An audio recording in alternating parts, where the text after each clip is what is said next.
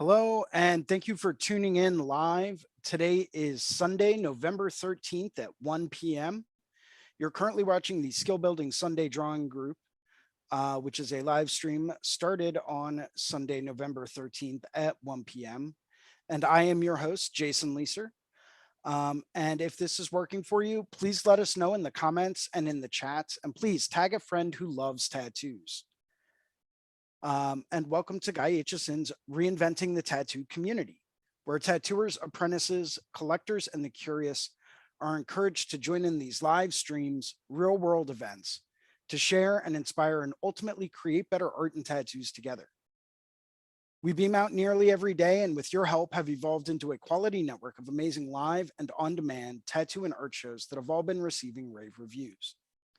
You can find Reinventing the Tattoo in both of the app stores, the Apple App Store and the Google Play Store, as well as the Reinventing the Tattoo YouTube channel, the Reinventing the Tattoo Roku channel, which has 12 to 15 shows going at any given time, 24 hours a day, 7 days a week.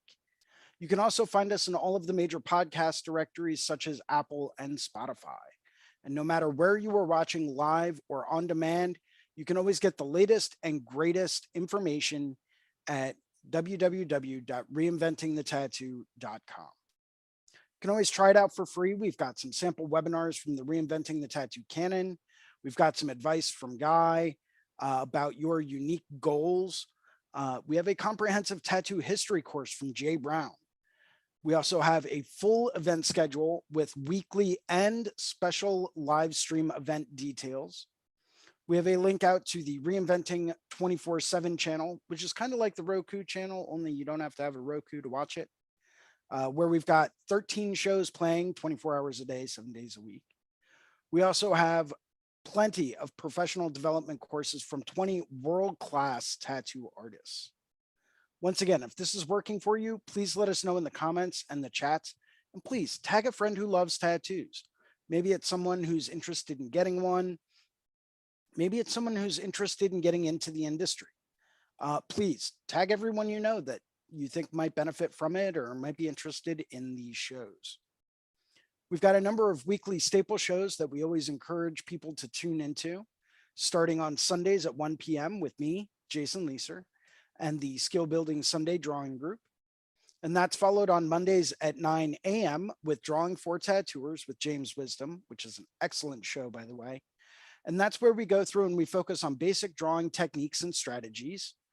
And it really helps us develop our fundamental drawing techniques. That's followed on Mondays at 11 a.m. with the Tattoo Weekly Show, hosted by Lauren Gregory, Jake Meeks, and Gabe Ripley. That's followed on Mondays at 5 p.m. with Let's Talk About Feelings with Robbie Ripple, and followed on Mondays at 9 p.m. with a subscriber exclusive drawing group with Sandy McAndrew from the Reinventing the Tattoo Network. All of that's followed on Tuesdays at 10 a.m. with the Tuesday Feels drawing group with a very good friend of mine, an incredibly talented artist, Ricardo Sertivant.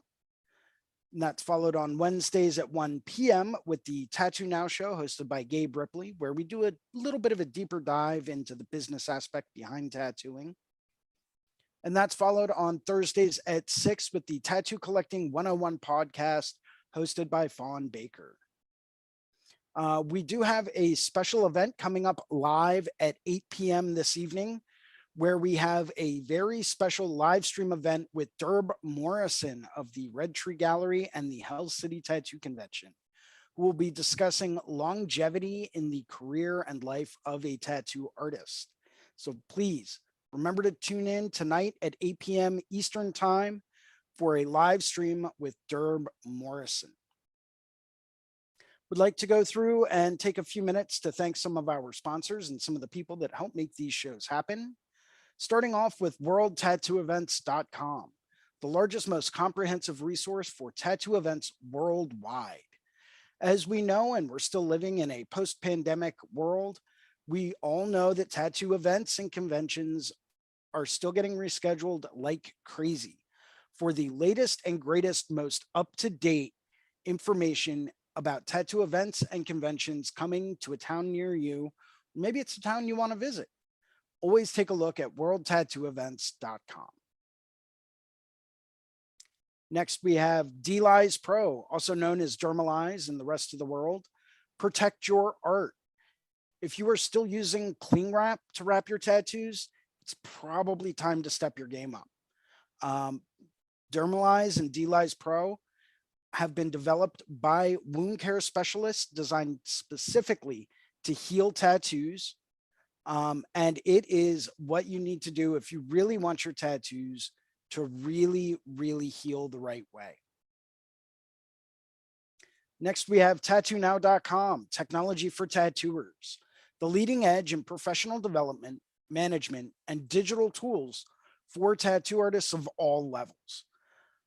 They are constantly upgrading everything. They're 100% competitive with any type of CRM, mailing list, and management software out there. If you are looking for the next evolution in tattoo technology, take a look at Tattoo Now. Tattoo Now will get you fully outfitted and set up with everything that you need to really help take your studio or your own personal tattooing to another level. And as always, this wouldn't be Reinventing the Tattoo without a very personal and professional thank you to the man, the myth, and the legend, and the founder and inspiration behind Reinventing the Tattoo, Guy Aitchison. You can go to guyaitchison.com to pick up a copy of his Biomech Encyclopedia. He's got tons of DVDs, custom coil machines, original oil paintings, a whole bunch of different prints, all available at guyaitchison.com. Would also like to go through and take a very quick second to thank two of our affiliates, the Apprenticeship Diaries with Amy Nichols. If you are a person looking to get an apprenticeship to become a tattoo artist, take a look at the Apprenticeship Diaries. That will kind of give you a little bit of an inside look as far as what it's going to take to actually become an apprentice and what to expect in a good apprenticeship. As well, we have the Fireside Tattoo Network with Jake Meeks. If you were looking for another platform such as this with all different types of information and all different types of knowledge and interviews with a whole bunch of different artists, take a look at the Fireside Tattoo Network. There's absolute gold on that channel. Highly recommend you take a look at it. As always, we always ask if you liked today's show, if you like, type shows like this, go through and post a positive review on our channel and help us get the word out. Hit that like and subscribe button. Make sure that you don't miss out on any future events or shows. As always, if you would like to become a host of the Reinventing the Tattoo event, or you want to become a sponsor of the Reinventing the Tattoo community, maybe you're looking for a fine art critique or a tattoo critique, you can always email management@reinventingthetattoo.com, and we will be happy to get back to you just as soon as we can. Wow, that's a bit to say pretty quickly, but it is what it is. And let me switch over to this guy, and I'm going to stop that and exit that, and welcome back everyone. And we've had a couple of people join us in the past few minutes.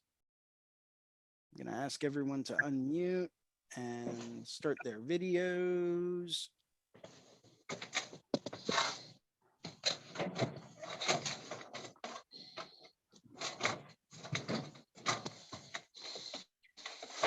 And welcome everyone. We've got Amber with us today. Hey, Amber. Hey, Jason, how are you? Doing all right. We've got Seth Mushrush with us, beaming in all the way from Massachusetts. We've got Ananda here with us. We've got Chandler here as well. What's up, Chandler? Jason. Yeah, we've got all different types of people with us today. How's everyone doing today? Good. Great. Getting ready to go. Awesome. So I did want to have something to, I did actually have a topic for today's show. And it's something that I found to be very, very helpful and very insightful. I'm not sure how many other people out there are really going to find the same thing, but you never know who this could help. But I wanted to talk about personal value, right? And how we determine our own personal value, how we build our personal value, and how we can really bring a value add to a lot of the things that we do, right? And let me define personal value before we even go a little bit further, because I find that a lot of times, depending on what's being discussed, our own personal definition of what something is can really have an impact on how we view it. So for me, personal value is what I bring to the table whenever I do a tattoo, right? It's not necessarily how much I'm charging for the tattoo. It's not necessarily, you know, what my accomplishments are, my accolades, although that is part of it. But it's what do I bring to the table? What kind of expertise do I bring? What kind of knowledge am I bringing? What kind of value am I bringing to the table anytime someone reaches out to me to say, hey, I'm looking to get a tattoo. I would like to set up an appointment with you. I would like to book with you, you know, or if anyone sits back and questions like, okay, well, what kind of credentials does this guy have to be able to talk about X, Y, and Z, right? So to me, that's personal value. It's what expertise do I bring to the table? I personally am a big fan of lists and looking at lists. I'm a very visual person, so I like to focus on stuff like that and have that kind of a visual aspect to things. So I always say, make a list, right? Start out, make a list of all of the seminars you've taken. Make a list, whether they're online or in person, doesn't matter. Make a look at the list, make a list of seminars, make a list of classes. Maybe they're online classes, or maybe they're, you know, things that you attended, workshops like the inspiring tours, for example. You know, that's something that you could consider as a class. Make a list of all of the places that you've traveled and people that, you know, you've gotten to network and work with. You know, that's all going to be a value add to your own personal value, right? Because these are things and people that you've done and you've gained knowledge by being there in that environment. You know, I bring this up like every time Seth joins us, but I don't think he realizes how much of an impact he really had on my career. Watching him when I was an apprentice was like a mind-blowing kind of situation, right? I didn't really know it. I knew his work a little bit. I had seen some of his stuff published in tattoo magazines, and I think I still have one of those issues around here, Seth. Mark my words, I'm going to break it out one day. But I had seen some of his stuff in tattoo magazines, but like, to me, having someone that came in from outside of the studio that I didn't know on a personal level and have them welcome me to like sit down and watch and ask them questions as they're working was a mind-blowing experience for me, right? And watching how he was working and how that differed from the way that every other person that I was around was working, you know, watching even his method of applying a stencil was different from other people's, and how he was going through and doing that. And that's all stuff that I've absorbed. And, you know, I do that with every person I get the chance to watch tattoo. There's always something there that I see and it's like, oh, okay, that's different. Like, what's going on with this? Why are you doing that way? You know, why are you using green soap to apply a stencil as opposed to Dettol or stencil stuff or anchored or stencil plus or Electrum or whatever stencil product, you know, is out there? You know, why are you using that as opposed to anything else? You know, why are you using a straight 19 mag as opposed to a curved 19 mag? You know, these are all little bits of things that really help form us as artists in this industry. You know, looking at why do people use flat brushes instead of filbert brushes, or super huge, mega large round brushes instead of flat brushes. You know, these are all things that will, you know, they're using that for a specific reason. Whether it's, I don't know, it's what I have available. That's a reason. Mm, And I mean, being tattoo artists, we do kind of have to MacGyver some stuff together every now and then. Every once in a Our while. Our industry was built off of MacGyvering things. It really was. Yeah, Absolutely. it's funny. I remember hearing someone talk at one point in time. I think it might have been Bob Tyrell when I went out to Red Tree in February of this past year. But I forget who it was exactly, but they were over at the London show and they were tattooing at the London show. And, they had brought, everything that they needed with them, but they didn't realize that, and this was many years ago for people that are out there back when needle on bar was still like, everyone was using it, but they started to make different lengths of bar for different reasons, right? So you could get like, what was it, 5¼ inch needle bars. And then it was something like, I want to say like 5¾ inch needle bars, where one was just like a ½ inch longer than the other. Yeah. It was something crazy like that. But it was, and they were talking about watching Philip Liu tattoo over there and how Philip Liu took his needle bar and bent it in this kind of crazy way, right? And did a whole tattoo and knocked out like some crazy huge piece with like their needle bar bent in like a really weird way. And they were talking about it by the end of that weekend, by the end of that convention, right? And we're talking the London show here, right? Which is like the World Cup of tattooing, right? A-listers across the board. It's a who's who of tattoo conventions. Well, it was until it got discontinued. But it was like by the end of the day on Sunday, there were more artists there that were bending their needle bars in the same way that Philip Liu was bending his when he knocked out this piece on Friday.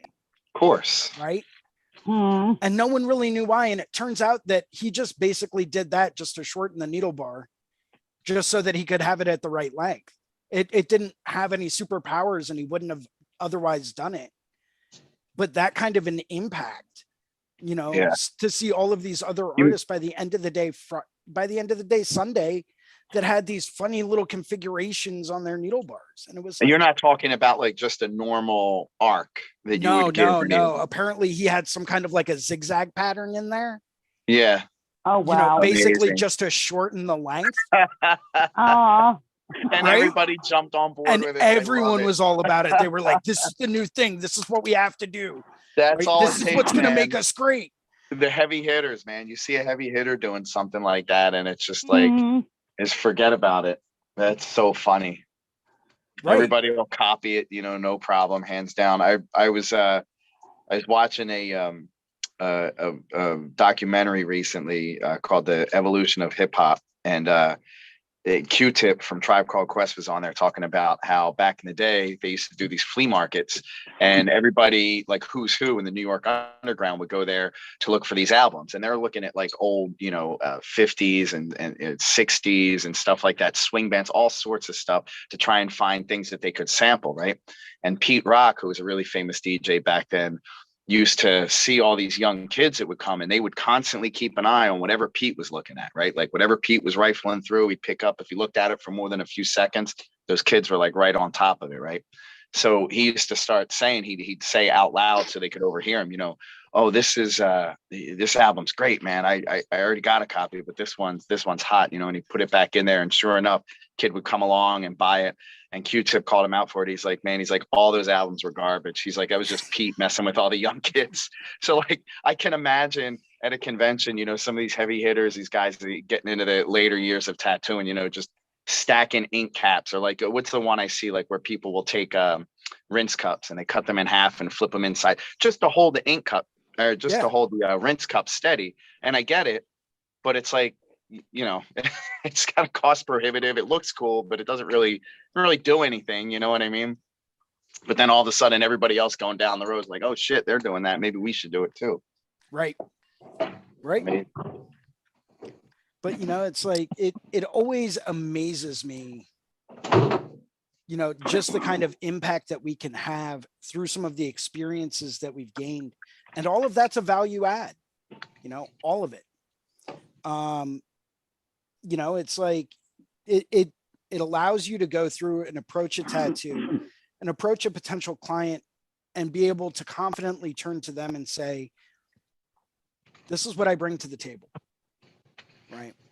This is what I can do for you. And this is the experience and the knowledge that I have that backs me up to say, not only can I do this, but I'm going to blow it out of the water.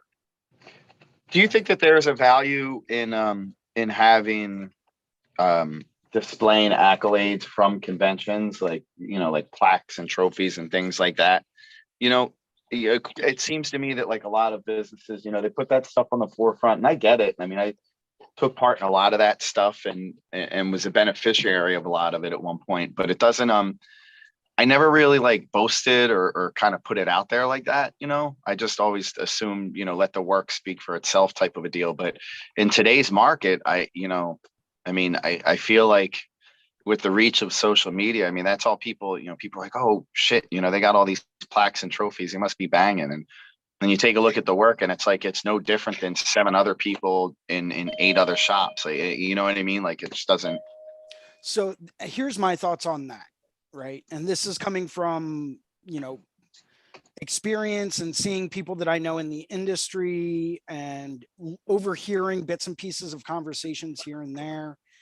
I think, you know, as much as it's cool to like be like, yeah, I got a trophy for this or that or the other, you know, it's fine. But what does that mean?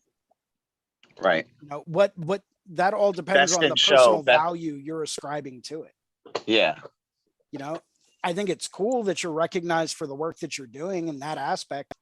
But do I think it's the end all be all? Absolutely not. Because, you know, there are people out there, I call them trophy hunters, right? Yeah. And these are people that are out there just to work at shows to get trophies. Yeah. And they will target the smallest little tiny town shows out there with like 50 artists max, right? Yeah. And they'll go there knowing that they've got some pretty decent work, and they'll go to these small shows to enter competitions where maybe they're one of like 8 people that actually enter to compete. Yeah. And knowing that they're probably going to win. And it's like, oh, well, I've got 8 first place trophies. That's great. How many people did you compete against? Right. Like a total of 20 Right. people. Yeah. You know, but they got the trophy, and that's what matters. I mean, yeah, I just, you know, Clue told me once a long time ago, just have to be within a few minutes. When I was talking to him about that, I think it was like at a Philly show, and we had a couple of pieces that were going up against each other, and it was like came down to him and I had no idea, because nor did he, I don't think, at that, because we're both tattooing our next client. You know what I mean? We don't know what the hell's going on out there. And then like the guy who was one of the judges, who I think you know for sure, because we both know this person, who's kind of like a hanger-oner type of a guy. He found his way into judging, and it was awesome, you know, that he was able to do that. But yeah, I think it's weird that when people come down to like judging those things, and how much value people put into those contests and what they get out of them. And you know, Clue and I were talking about it afterwards. You know, he took one of them and I got the other one.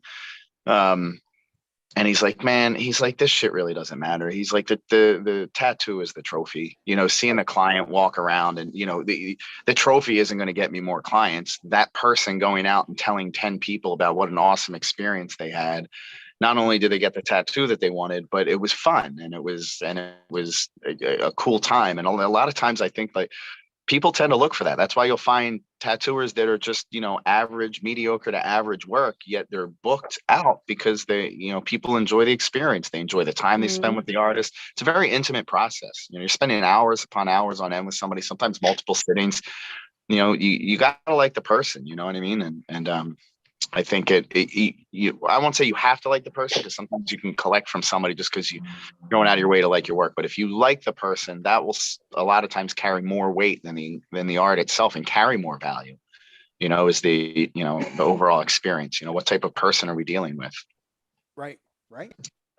You know, I think you brought up the Philly show, and that's always a great example of, you know, people that are going out there that are hunting for all of these trophies, it's like, I remember the last Philly show that I worked last year. There were something like 60 some odd people that competed for best tattoo of the day. 60 people. That checks out. More than, but whatever. And it was like, okay, that's cool. But they were, for the most part, they were all incredible pieces. Yeah, you could pick any one of them. Fully saturated color, crispy, silky smooth color blends, super high contrast and value, crispy, clean line work. Like everything was on point with most of those tattoos. So what does it come down to at that point? Like, is it or is that when the politics come into play? Like, well, I mean, is it subject matter?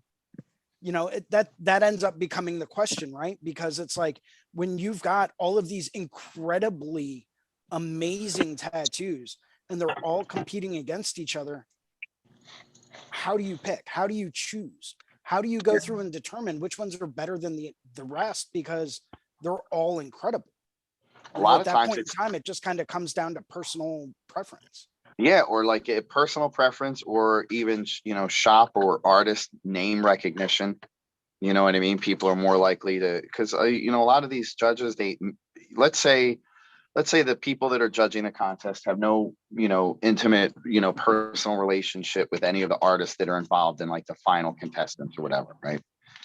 Maybe only one of those people, one of those artists have had 6 or 7 other pieces in different categories that night, so they just keep hearing this name over and over again, and it might come down to that, like you said, there's no discernible difference between these pieces, like especially when they get into very specific categories, like, all right, well, Japanese, okay, well, we're looking at these 3 pieces of Japanese artwork. There's 2 dragons and a Hanya mask. Well, maybe one of the judges just happens to like Hanya masks more than dragons. Right, exactly. Who the hell knows? If they're all technically sound tattoos and you can see the proficiency in them just by looking at them, but then what do you judge after that? And then, I mean, I think there is really so much more value in the experience itself rather than the art, because I tell this to a lot of my clients today, or you will say people that I just meet and I'm talking to, and it's always a conversation starter when somebody finds out that you're a tattoo artist. They're like, ask all kinds of questions. I always say, people nowadays, I think you have to kind of go out of your way to get a bad tattoo. Like, you really got to actively not give a shit, because there are so many good artists out there and so many accessible shops. So I always just feel honored that somebody's willing to just have taken the time to get tattooed by me. You know what I mean? Because they could have gone anywhere. Right. So there's a lot. I think when you talk about personal value, for me, I feel like at this point in the game, at this stage in the game, the value of the art itself should be evident, right? Like we should all, I mean, depending on what point of the game you're at, you're putting on a good tattoo one way or the other, whether or not it's to somebody else's liking or not. The tattoo itself is done well and looks good. Like you said, saturation, smooth blends, things like that. But maybe it comes down to a little bit more, maybe it comes down to what type of experience the client had with that person. And then, also like conversation, right? Like I'll say, it's important that my client not only gets a good tattoo, but also gets a little bit of tattoo education out of the experience. If it's a long enough piece, you sit and have a lot of conversation, and I want them to feel comfortable knowing that if they don't come back to get tattooed by me, they go to another shop, or they're out somewhere looking to get tattooed. Yeah, no problem. They're out somewhere looking to get tattooed. They're going to look for the right things and ask the right questions and be aware of certain things that might help guide them to getting a better tattoo than what they would have gotten. You know what I mean? For me, it's not just about like necessarily, all right, I'm done the tattoo, you pay me the money, be on your way. Because that anybody can offer that, right? And then you think about like, it's the experience that goes behind it. We get 10 years experience, versus 20 years experience. Well, maybe that 10-year experience person spent those 10 years with really high level tattooers And the person that's been tattooing 20 years never left the town or the shop that they were in, never traveled, never exposed themselves to anything. Now, the person that's been tattooing for 20 years might have more to offer from a technically proficient standpoint. But when you talk about education and understanding of the process and things, the person that exposed themselves to more people in a legal way might be able to have more to offer to that client, you know? Right. No, that's absolutely right. So, and that's why I think bringing up this topic of value add and establishing personal value, it's an important topic. It's an important thing to bring up, I agree. regardless of where you're at in your tattoo career or what you're trying to accomplish or where you're trying to be, establish that value. Yeah. Help people understand where you're coming from and get out there and learn more and do more, see more and expose yourself to other ways of thinking and other knowledge bases, and other Let me see how they go. forms and avenues of knowledge, because that's ultimately what's going to really help kick you up to a higher level. I know guys in the town that, I live and work in, they've been tattooing 20 years. I don't think they've left the state in 30 years, and it's like, and okay, fine. Maybe they've got technical proficiency behind them, but they don't know about art. They don't know about composition. They don't know about, any of this other stuff. And they're happy and they're content with where they are. And that's fine. By all means, do you, whatever your level of happiness is, do that. Right. But for people that are out there trying to achieve more, that are trying to be on a higher level and function and focus and perform on a higher level, to really show what their potential is, get out there, meet people, go get tattooed by different people across the country and across the world. You'll never know what kind of an impact that's going to have on who you are and how you do things and what knowledge you can gain from those experiences. I think it's important to remember to, never stop trying to learn. I think we talked about that one for sure a few months back about just, don't be dismissive of somebody or an environment because maybe they don't have as much experience or they're not as, well, quote, heavy hitter as maybe some of the other people that you would surround yourself with. You can learn something from anybody in any walk. Absolutely. When it comes, especially when it comes down to art, and then that brings me to the whole continuing education. There are many avenues for anybody out there who's, just getting started in tattooing or only, just fresh tatter tots. They, there are so many other things, art things that you can do and seminars that you can take that will inform your tattoo process that have nothing directly related to tattooing whatsoever. I mean, I take those painting classes, I continue to take them, figure drawing, the activities at the local community arts center, constantly trying to involve myself with those type of environments, because not only are they fun and they feed the creative side of your brain, but they will inform your tattoo process. They'll inform your drawing process. You'll always find something that you can apply, because like it brings us, full circle to what you were saying in the beginning, Jason, that this is a business that was built off of MacGyvering things. Well, that also includes information. Sometimes we MacGyver information, like think about like, a baker who has the same recipe as another baker down the road that makes these blueberry muffins, but for some reason, one guy's tastes different than the other ones. They're using the same ingredients. It's baking. It's an exact science, but maybe there are other things that informed that one baker's process that the other person did not, learn. Absolutely. Or take the time to let themselves be open to having that information. So always seek out information in any possible way that you can, because you never know when it's going to help. And I think the important thing here is that, even just by jumping in on these sessions, even just by people watching these sessions, it shows that you're trying to achieve a higher level of functioning. It shows that you're trying to be more and advance and really progress to a higher level. Yeah. People that are watching this right now, it shows you're taking the time into this to watch it, or at least listen in on maybe one of the podcasts. You're taking that time to invest into it. And that is what matters. That's proof that you're trying to be better. Yeah. It's a slow burn sometimes too, right, Jason? Like it doesn't, Yeah. you take 15 classes, you might only get one thing. It's kind of like, remember back in the day where, before everybody had an iPad or access to the computer, the internet in shops, like when I started in the late 90s, a lot of reference gathering happened at bookstores at the discount table, and you would buy, you go in there with $100 and leave with 11 or 12 different books that were these giant Michelangelo books, drawing angel, all sorts of things, Baroque sculpture and stuff like that.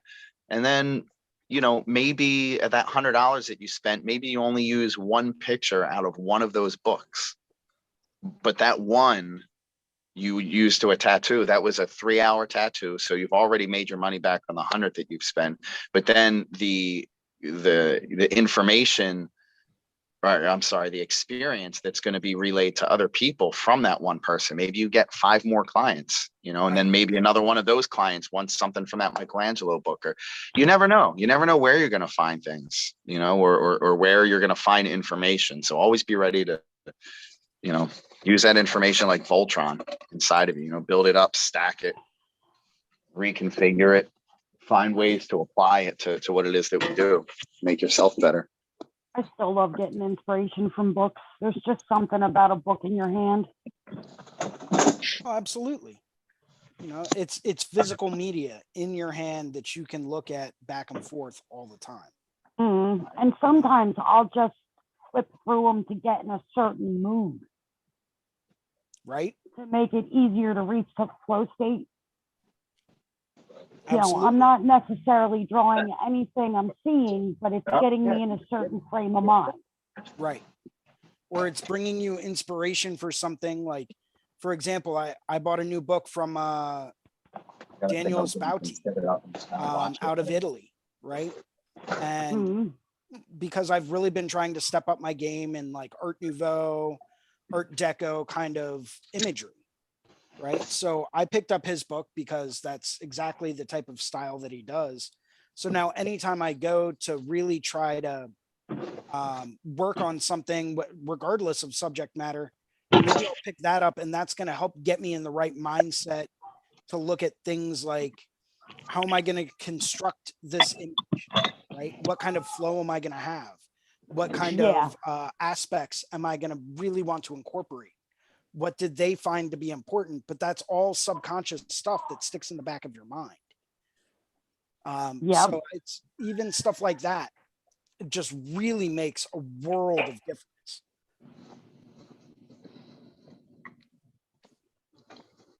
Remember how secretive some of those books used to be back in the day?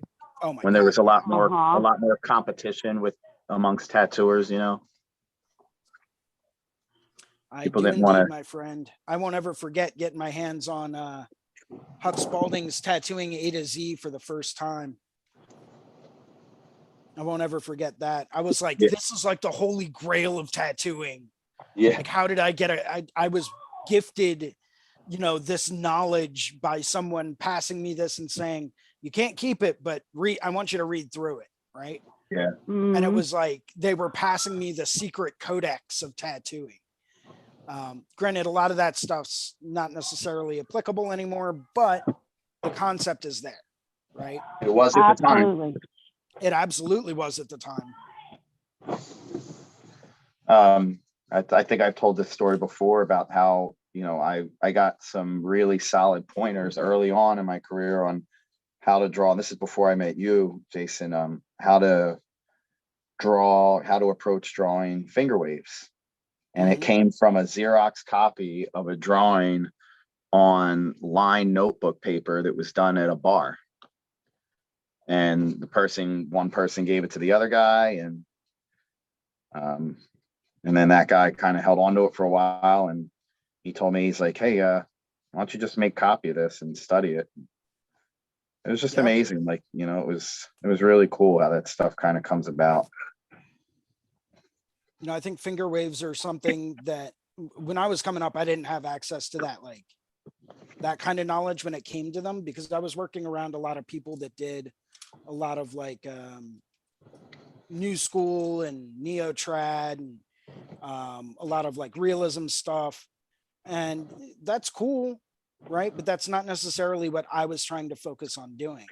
So I had to seek out a lot of that knowledge myself in order to be able to turn around and say, okay, this is a good way to be as far as, you know, the knowledge about finger waves and how to construct those so that they don't look wonky or off or misproportioned or anything of that nature. Because there is, and this is something I found out many, many years later on, there is a correct way to construct them so that they do look balanced.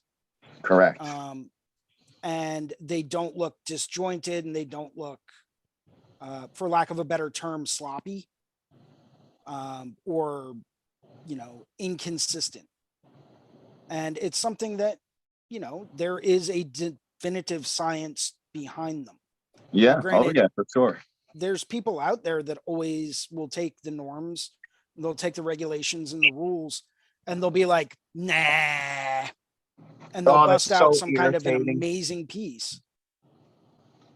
It's so irritating though sometimes when people have access to that type of information and they just choose to ignore it, and then you can see a glaring thing like in their piece and they're a friend of yours and you're like, man, like just do the thing, like just do the thing that so and so was talking about, and it'll fix that glaring problem there. And I know your client's psyched about it, but you know, it comes back to like just wanting people to, right? You just want everybody to do a good job because it's good for the business. You know, when everybody's good, then we're all good, you know? Right. Absolutely. You know, how are we supposed to elevate this whole industry to a whole new level if there are people out there that are purposefully and you know, sometimes very much they're just purposefully ignorant about a lot of these things that could really help take them to another level. Yeah, dismissive of information that's right in front of them, you know. But I won't ever understand that kind of a mindset because that's not the way that I think. It's not the way I was, you know, brought up to think about anything. It was if you have this opportunity, learn the knowledge, you know? Yeah. My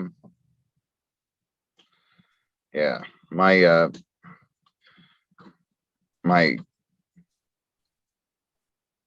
circle of people that I like to surround myself with is always changing. The door is always open. I never close myself off from anybody wanting to share any type of information.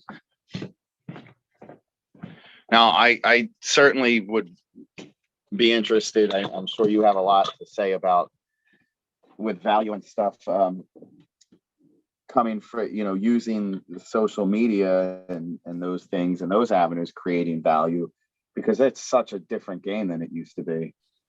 You know, I've been doing this shit for so long. I you know, part of me still has a little bit of that old school. I don't know if it's laziness or just, you know, I'm not taking full advantage of some of the things on social media. I mean, I do my posts, I do the hashtag thing and that, but some people really get at it, man. And I think it makes a difference in their work and their exposure. Oh, without question. And I'll be completely honest here. I will be happy to fully admit I suck at social media. I do. I'm fucking terrible at it. It is not one of my proficiencies. It's not that I couldn't invest more time into it. I definitely could. I've just personally always found that I would like to focus on creating better art and doing better tattoos than, you know, taking 6 hours to edit down a 30-second video clip to post on social media. I just always assumed because of the way that you're involved with reinventing the tattoo and stuff that you were like ultra proficient in the social media game and up to date on everything. I mean, I am to an extent. I just don't really practice it that often just Yeah. because I don't enjoy video editing. I don't really enjoy, you know, I enjoy posting photos. That's Yeah. why I loved Instagram before, that went through 8 different iterations of its algorithm. But I hate video editing personally. To me, it's time consuming. It's just not fun. So like I don't really keep up that well with a lot of like the newer social media that's out there. But I mean, I can do it. I'm just actively choosing not to do that just because it's not something I enjoy doing. Are you too busy just making awesome tattoos, Jason? Or painting, Yeah. or trying to improve my artwork or things like that. Yeah. It's not that I'm too busy. I could make the time, but it's like everything else in life. We all have 24 hours in a day. The difference is what are we intentionally focusing our time on, right? Yeah. Could I stay at the level I'm at and focus more time on video editing to start doing a lot of different TikToks and, Instagram reels and stuff like that? Yeah, I definitely could. And you know what? It would probably bring me a lot more clientele. And that would be cool. But I'm instead choosing to focus my time more on, I want to be better at tattooing. I want to be better at making artwork. I want to be better at, building a bigger, broader network of people. That's where I'm choosing to focus a lot of my time, just because that's something that means more to me than, bringing in a lot more potential clients. I mean, don't get me wrong. I try to put myself out there, fairly often, not too often, but enough to really kind of help boost where I am. But at the same time, my focus is not necessarily on, making an Instagram reel. My focus is not on making a cool TikTok or going viral on social media. Come on over. My focus was, and probably always will be, on making better art, being a better artist. And people that have the time out there to do both, more power to you. Contact me, let me know, because I'd love to figure out like a work-life balance to be better at that. But I also have a number of different avenues that I might or might not have overextended myself into, which does make doing things like that a little bit more. Well, I'm sure, beyond the people that are regulars here and involved with this podcast that you're doing or this stream, there is a world of people that are very grateful that you do this type of a thing. Because a lot of these, I mean, what I think we get out of something like this is this is like convention talk. This is the type of thing that sometimes you just talk about when you're setting up and you're talking to somebody that you just met and you're waiting for your client to get there. And, it's not the type of thing that you really have. You don't always have the opportunity to discuss things the way that you do on this format. And it's nice to have a what do they call it? Like a long form type conversation. Right. Let it like evolve organically and share ideas and stuff. That adds value also, right? It absolutely What we're does. doing right now is adding value to what we're going to do tomorrow.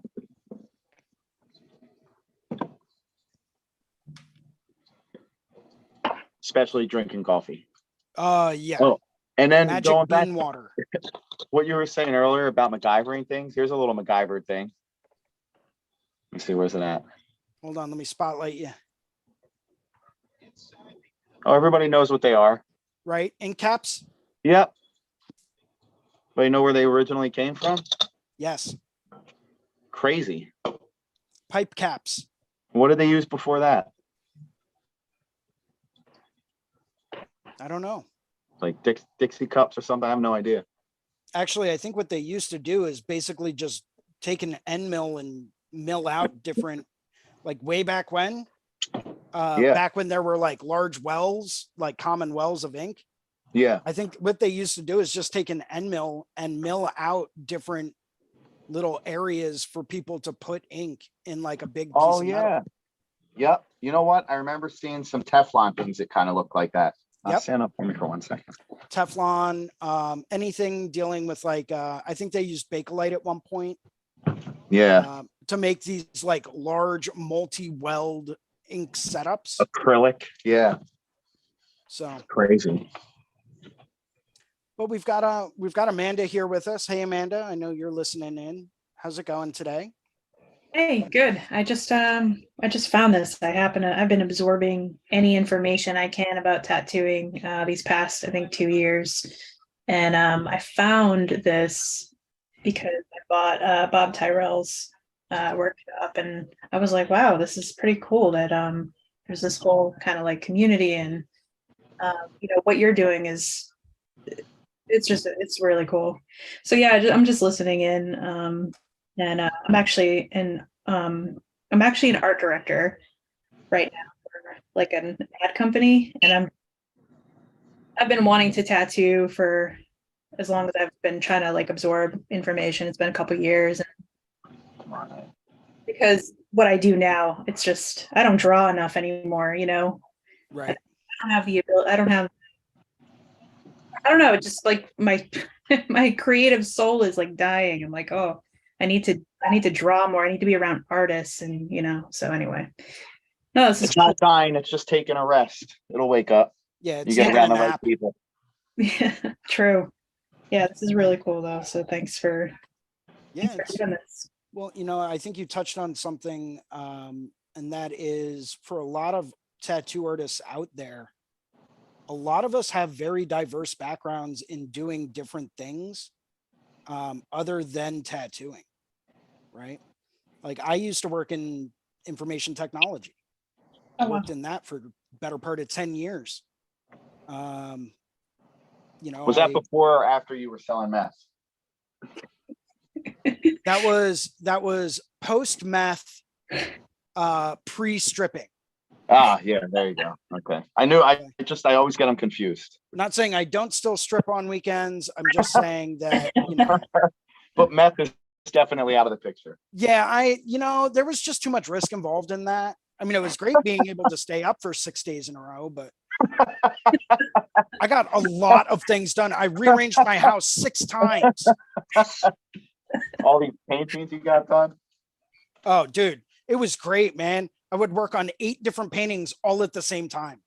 Have you seen that guy, quick side note, that guy that draws those pictures at the same time? Yes. What the fuck? Dude, you're asking the wrong person. What in the holy shit is he doing? I can't, I mean, I know it's a gimmick. I just can't figure it out. I don't even want to. Yeah. You know what? More power to him. Good for him. Yeah. I'm not even going to bother to try to wrap my mind around that because I got nothing.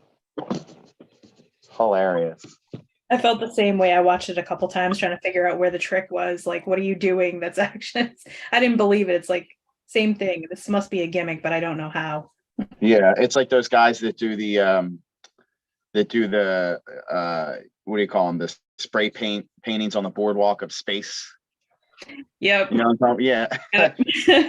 Or those right? Yeah, I mean, look, yeah, there's a grift in this system in everyone, so you got to find it. But I mean, that kid clearly has talent. I just why he's doing it like that, I have no idea.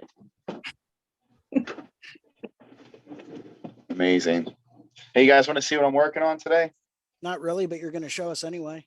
You goddamn right I am. Let me spotlight you. Hold on. Yeah, let me flip the camera around here. And for those of you that don't know, I'm not just mean to Seth because I can be. I'm mean to Seth because I've known him for so long that I can do it, and he knows I'm just stand up for me for a second. All right, I can't figure out how to flip the thing around here. So say it's a Viking horn. Nice. Like some flowers around it. Now, do you normally go through and gray line everything first and then build up your black lines? Yeah. Yeah. Well, I mean, it depends on what it is, right? Like, so this one in particular, the reason why I have a lot of these like gray lines in there is because, as I'm shading it in, I want a lot of this stuff to kind of recede into the background. Anything that has a strong out, peripheral outline on it, just about assessing priority. And I feel like sometimes, if I know certain things are going to be in the front, I can, command that priority right out of the gate. But as I'm shading it in, I may decide that, one or two of these little flowers in the back might need to be more in front of, their counterparts that are growing from the same stalk. So I have the ability while I'm shading it to still kind of manipulate the composition. So. Right on, man. Yeah, right on. I'll show you when I'm finished. Hell yeah, dude. That's going to take you what, 30 minutes? Probably about an hour and a half, 2 hours. Yeah. Just a quick little guy for a half sleep. I work quick. Thank God for that's large what the ladies say. Oh, sit down. Sorry, that was inappropriate. I should not have said that, but it was the perfect open door. Oh, there's so many of them are. Where's I would have expected Medusa to have chimed in on that one. Where's she at? She sent me a text. I haven't gotten a chance to read it yet. But well, what are you guys working on today? I know what Jason's got. Yeah. Crushing that thing. I'm trying to, man. Is that one of your machines? No, it's this is actually one that I found. It's kind of like a mashup of an old National Supreme and I found one on the website Bernhard's Garage. I don't know if you guys are familiar with his coil machines or not, but he used to hand make like these very rustic, very gritty looking tattoo machines in the very handmade traditional manner. And he had a Widowmaker frame on there with like this engraved web on the actual side plate. And I saw that and thought that was a great concept. And then I was like, but you know what? On some of my machines, I use mercury dimes as washers. So, well, not that I still use coils, I don't, but so I was like, yeah, let's throw some mercury dimes on there. Why not? It'll be a cool little flash thing. And then I'm starting to realize now how much of a pain in the ass it absolutely is to tattoo these goddamn things. But I'm learning a lot and I'm breaking out some of my finest point detail brushes to get this tiny little writing in there. Nice. Are you gonna put any white in there at the end? Oh yeah. So I actually, and it's hard to see on this image, but I actually stained the background. So it's actually an off-white background, which is one of the little tricks that I've picked up over time to go through and really allow white to stand out the most.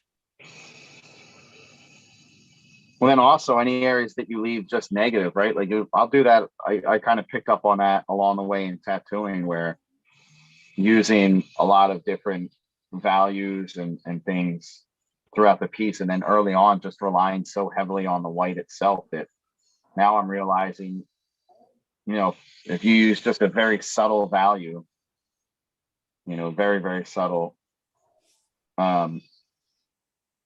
those areas that you don't tattoo around it will, or in the middle of it all, will actually, they really do jump forward without any white whatsoever.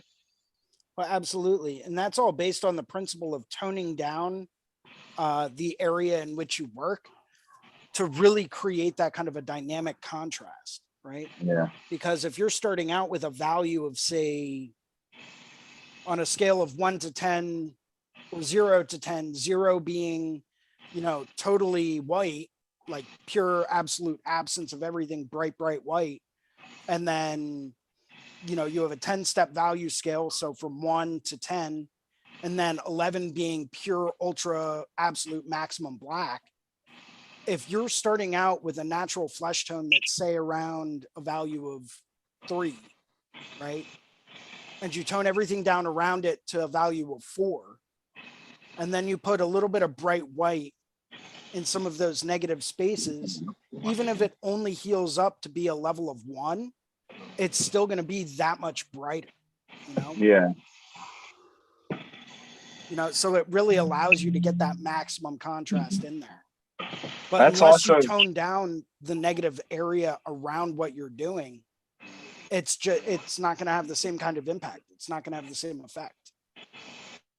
I really like when my clients have a little bit more value in their skin tone, you know what I mean? Like just a touch darker, like an olive skin tone versus like that porcelain white. Like really, you know, really pale, fair skin is great for color tattoos, but black and gray tattoo, somebody just got like just a little bit more of a value to their skin. I feel like that somehow the tattoo just looks smoother, you know. I know you're maybe eliminating a you know, a subtle like tertiary value in there, but maybe it forces us to be uh, a little more of an exaggeration with the lights and the darks, and maybe that's where it's coming from. And, you know, I think that's a very big point there. When you're already working with a skin tone that has a value in and of itself, that is going to affect, you know, the way that a lot of artists will tattoo. Yeah. You know, because they're going to over exaggerate everything at that point. Yeah. They're going to go, instead of doing like a mid-gray wash, they're going to go straight to a dark wash, right? To increase that contrast and increase that value. You know, I had a client from Sierra Leone who was a U.S. Marshal. I tattooed him at Baker Street, and I wish I could get in touch with this guy because I would love to get field photos of his tattoo. He had very, very dark skin, but he wanted this full sleeve of very intricate style work. And it was he wanted like the Sierra Leone flag had like might have had like a heraldic lion or something on it. So you wanted like the flag or like a piece of the flag with like some of that type of filigree stuff around it at the top part of his arm. And then he wanted some pictures of like these huts that they had in the village. So like a Sierra Leone village. And then below that, the foreground, that area of Sierra Leone was known for at one point like a railroad system or them having an old steam engine come through there. So he wanted a steam engine, like straight up, like frontal view, you know what I mean? With all those little articulated lines and stuff like that, shadows and subtle things. And man, it just absolutely forced me to do almost everything with just like straight black. You know, so it was all about almost like airbrushing. It was all just like risk control, right? Like how dark I'm making one area, how light I'm making another area, but I'm using solid black the whole time. And I saw him come back once when it was healed. And I don't know, maybe I didn't have my camera on me, or it was in the time like the 35 millimeter cameras, or not 35, but like a digital camera. And maybe I don't know where the file is or something. But I was so stoked because even the white highlights stood out, you know, because I was using all of that solid black around it. And it just, it looked really, really good. And at the time when I first started doing it, it was definitely challenging, you know. I mean, shit, it was challenging just to see the stencil, you know. But I was stoked with the way that came out. So being for forced. people out there that may be geographically challenged, by the way, I know quite a few people out there that are geographically challenged. Sierra Leone is actually on the extreme west coast of Africa. It's on the portion of Africa on the west coast that is probably the closest to the States. So just to put things in perspective here. What's up, Alex Trebek? Dude, are you kidding? I'm on Google right now. I knew it. Okay. I knew it. There's no way that you just have that information at the ready. Absolutely not. You asked every. Oh, sorry. No, go ahead. You asked what everybody's working on. Is it lame to talk about like, is it lame to talk about fake skins and stuff like that? Not at all. No, not at all. So I've been practicing a lot on fake skins because, you know, that's really all I can. And so right now I'm just sketching up like a zombie face because I've been doing a lot of portraits, like black and gray portraits on fake skin. And I can show one, the last one that I made. I don't know if that's cool Oh or yeah. or whatever. Yeah. But I did this this like Stranger Things portrait. Whoa! Holy crap! Hell Holy yeah. shit. And I've been trying to like one up myself every time I go back to it because I want a tattoo so bad and I can't. So I just keep challenging myself on fake skin. So the next one that I wanted to try to do is color because I've never done color. And I thought maybe like a zombie portrait would be cool because it's also a portrait, but then you can add all those like drippy blood, you know. That's yeah, have a little fun with it. Extra. Where are you based out of? I'm in Massachusetts. Oh, what part? And, I'm in the Plymouth area. Plymouth? Okay, I'm in Concord as we speak right now. I'm from Philadelphia, but I travel up here. When I'm up here, I work at a shop in Concord called the Gallery. Oh wow. Yeah, and they're going to be expanding.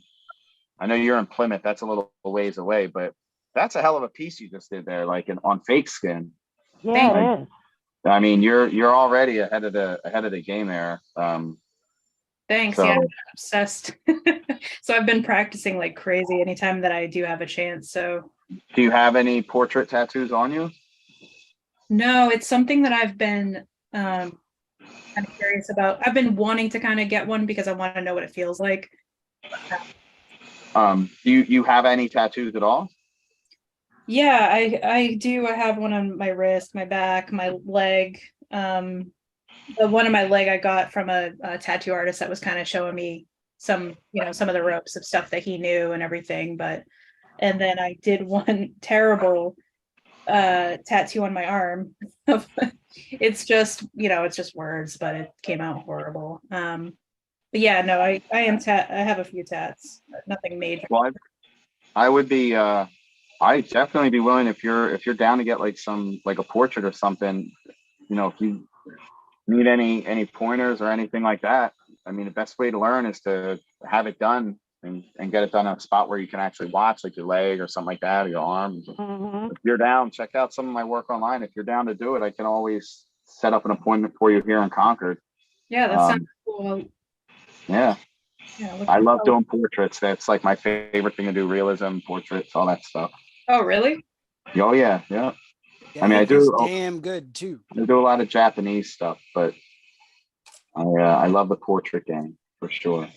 But that was really cool. And what type of machine are you using to do that? Are those coil machines you're using? Or? I started using coils when I first bought my first machines, but I got it was like an iron frame, so it was really heavy. Yeah. So then I didn't know. Preaching in the choir. Yeah, I didn't know any better. And so then I was like, you know what, I'm gonna try rotaries. And so I bought FK irons. Nice. It's a Halo 2 because I thought it was really cool. The description about how it's kind of like an in-between. You can adjust the stroke and everything. I thought that was a lot of like cool. So I bought that. And I got a critical atom power supply. Oh yeah. For that, I just had like a, some like, just it didn't even have like, it was just some lame, power supply that I was using before that. And then as far as like the needle cartridges go, I use I've been buying the Cheyenne ones. Yeah. And I'll watch like every single seminar and everything, and a lot of the black and gray guys use that I've seen use like 7 flats, 9 flat mags, and then for the larger ones they'll use like the curved. So I've been doing that. I like using curved mags for everything. That was something I picked up from a guy out at Bill Salmon's shop out in San Francisco, and I had already known about using curved mags and stuff like that, especially with the cartridge machines. But I was talking to him about it, and he's like, I use curve for everything. I'm looking at his work, and it was super solid. And a lot of people like using the flats, the straights, we'll call them, because back in the day when you would say a flat mag, that meant that there was no separation in the needle at all. It was just a straight across. You just had, if it was a 15 mag, it was 15 in a row. Now, you would separate the needles so that there was a space in between them, you know what I mean, to kind of carry the ink. Right. But I understand using the straights, because if people want to use the corners of the needle to get into places and stuff like that. I think the advantage to using cartridges is the fact that you can set up different needle groupings, and it's a lot more, friendly. It's like space friendly. You don't have to set up 6 or 7 different machines. So if I need to get in the corner of something, I just grab a line, or I grab a different, think of them as brushes rather than needles. You know what I mean? And you would use, all of these curved mags are more like filberts, right? You get these really smooth blends and for large areas, but even my 7 mags are curved. I guess, there's a lot of personal preference with that. It's what you get used to, but I tend to, certain things of you're trying to build the skin up a lot. And sometimes the corner of a straight needle can kind of chew up the skin a little bit if you're not careful, which you're not necessarily going to see on a piece of, fake skin, but on an actual client, that's something you would see almost immediately. If you were just working an area a little too much, or that corner of the needle, because when you hold a machine in your hand, it's naturally going to sit at an angle. Nobody holds it perfectly straight, and there's a lot of movement and stuff involved with it. So I think that having curved needle grouping tends to help alleviate those issues. That makes a lot of sense. And I've been actually wondering why, even though I've been playing around with the 2 needle groupings just based on what people have said that they use, I wasn't sure why. And you're doing black and gray. I would recommend too that you use, for the black and gray, make sure you're using bug fin needles. The 10, the 0.10 or 0.8 or the 00 bug fins. You're just going to get smoother blends. So what you're saying is I shouldn't use a 45 number 12 medium taper mag to do portraits? I mean, only if you're hoodie. Fair enough. And then you'll crush it. You know what I mean? Yeah. That dude. Yeah. I've seen some of the needle groupings he uses. It's crazy. I remember back in the day before you couldn't even find them that big. You know what I mean? Like, it was a big deal if, like, you went to somebody's shop and they happened to have a grip there, a needle grip that had, like, oh, this is a 47 mag, like National just came out with it. You're looking at it, like, holy shit, like I could eat soup with that thing.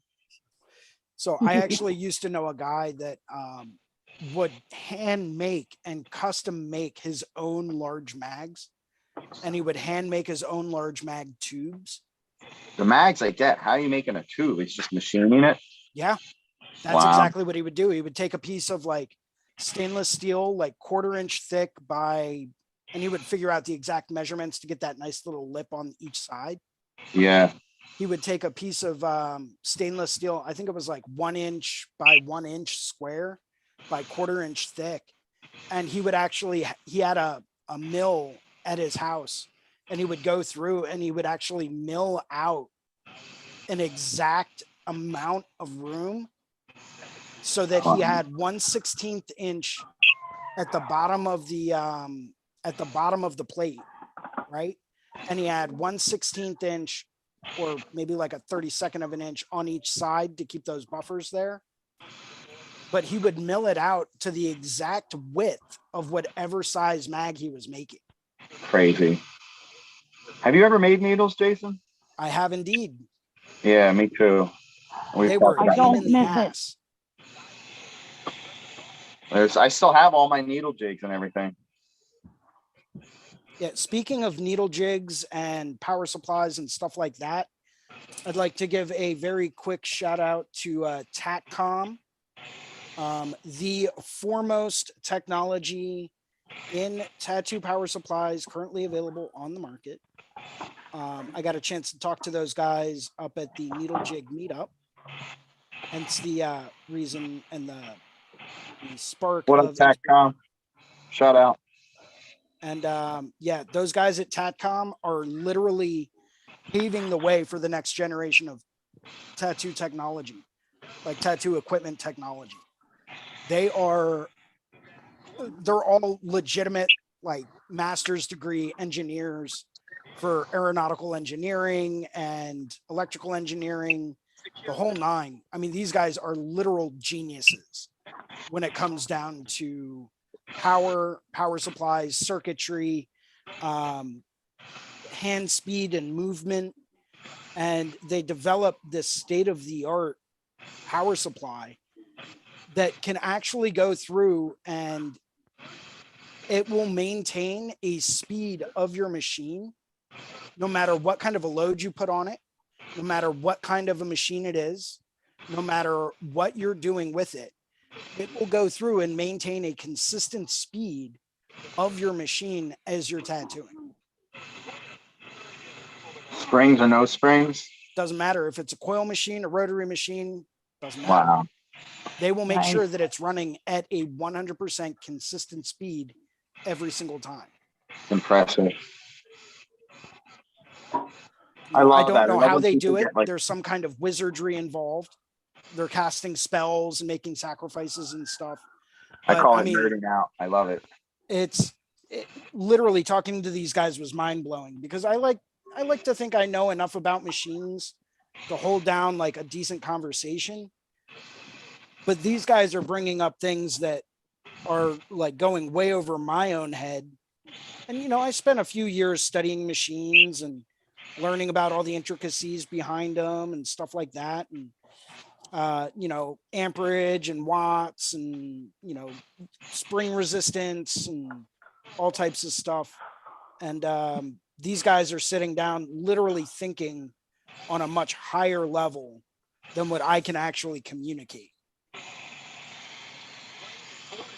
So, I've never really, any conversation that I've ever had or research I've done on that stuff, it never really, you know, I think the important parts of it kind of stuck, but overall, I always felt like there was so much more that I had to learn with specifics. And maybe it was just so long ago, you know, I'm towing the line of dinosaur in the business. So no, you're not, Seth. You're Forget still about me. relevant. The asteroid hasn't come to wipe you out just yet. Oh, I'm not saying that. I'm just saying I like a lot of like the shit that I read early on, I just forgot. You know what I mean? Well, a lot of it's no longer applicable, right? Yeah. Yeah. You know, I can sit down and tell you exact measurements of every coil machine out there, you know, and I can tell you based on frame geometry, why certain machines run the way that they do and why certain frame styles are better out there than other frame styles down to just looking at them, right? I don't even have to pick them up and run them. I ask a couple of simple questions and I can tell you if it's a decent machine. And if it's a decent machine for lining, color packing, black and gray shading, you know, I can tell all of that just by looking at it, right? But none of that is even relevant anymore because no one's really using coils anymore. Well, I'm not saying no one, but there aren't as many people out there using them as there once were.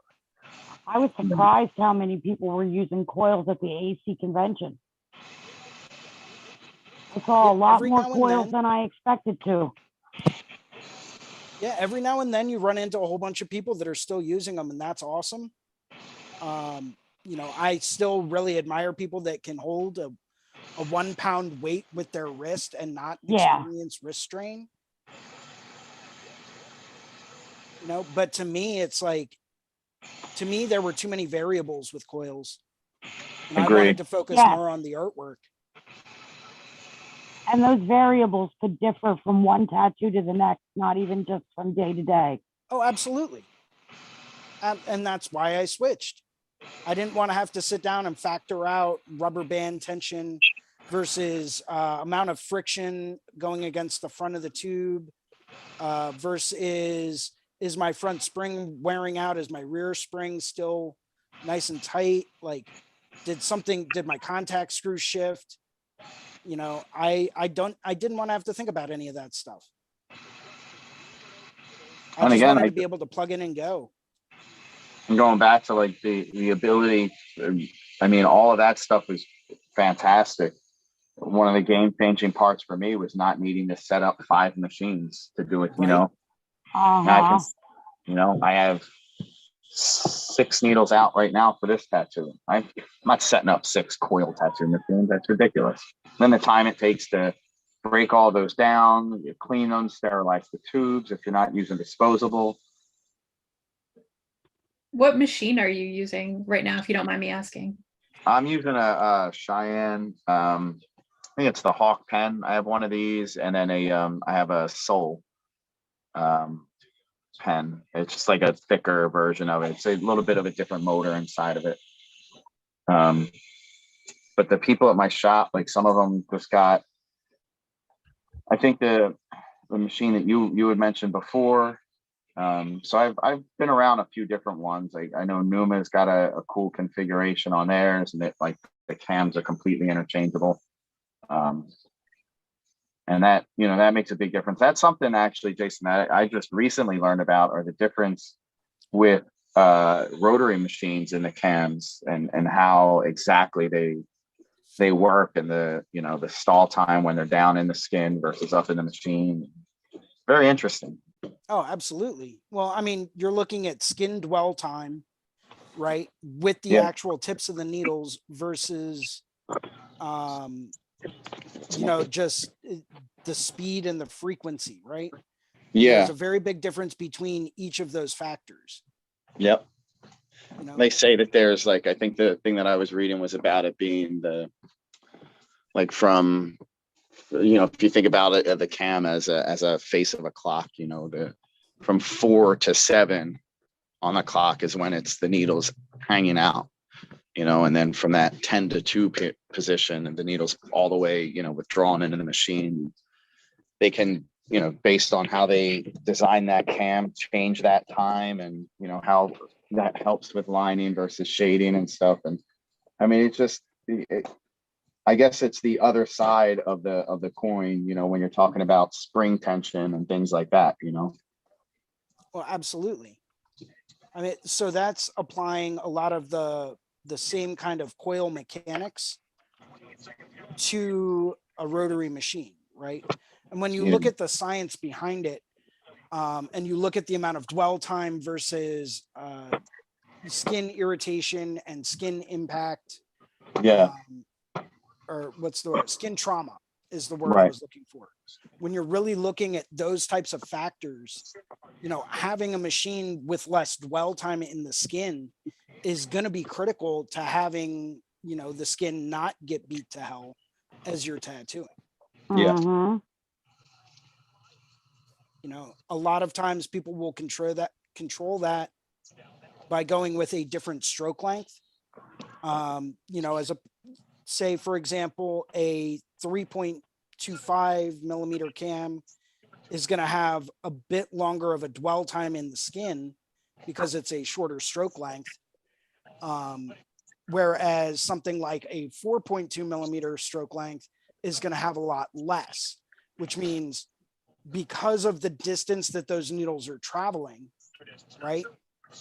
Those needles are only actually in the skin from, instead of saying from 4 to 7, maybe it's down from, or from 4 to 8, instead of it being from 4 to 8, now it's down from 5 to 7, right? Yeah.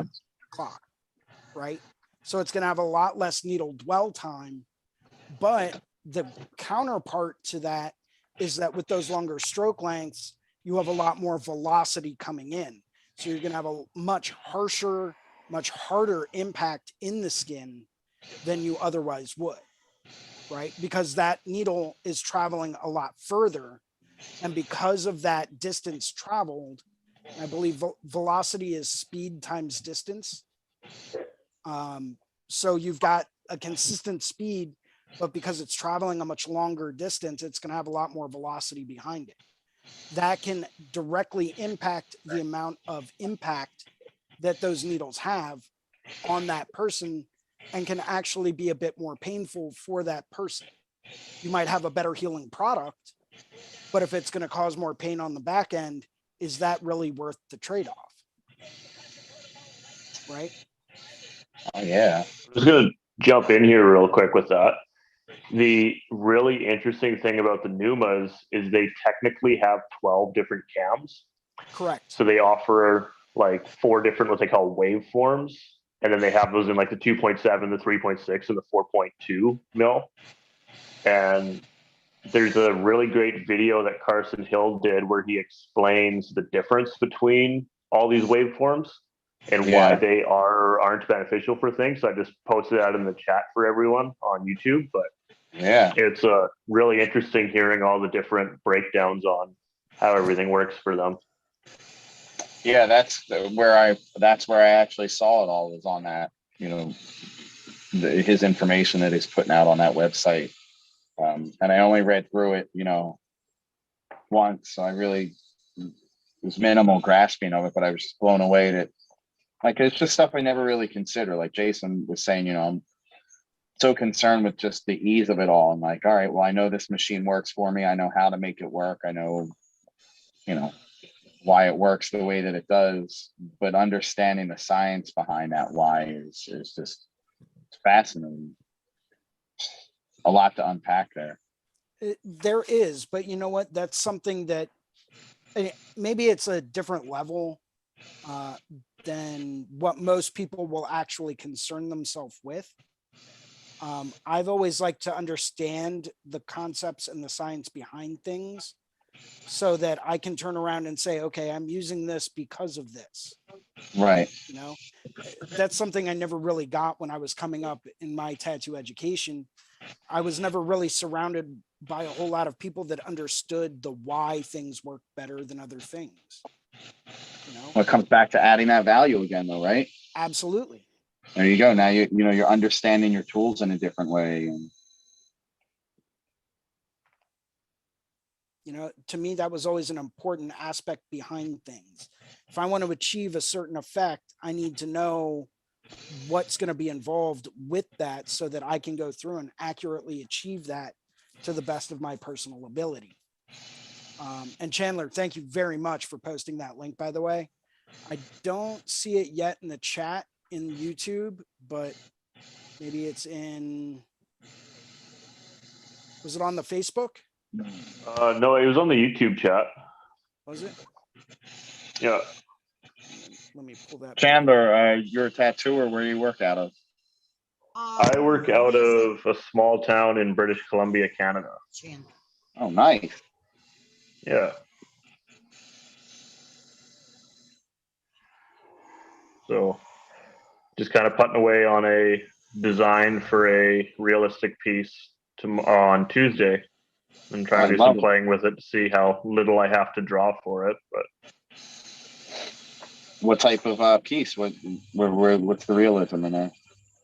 So it's a tropical sunset with 2 lawn chairs on the beach.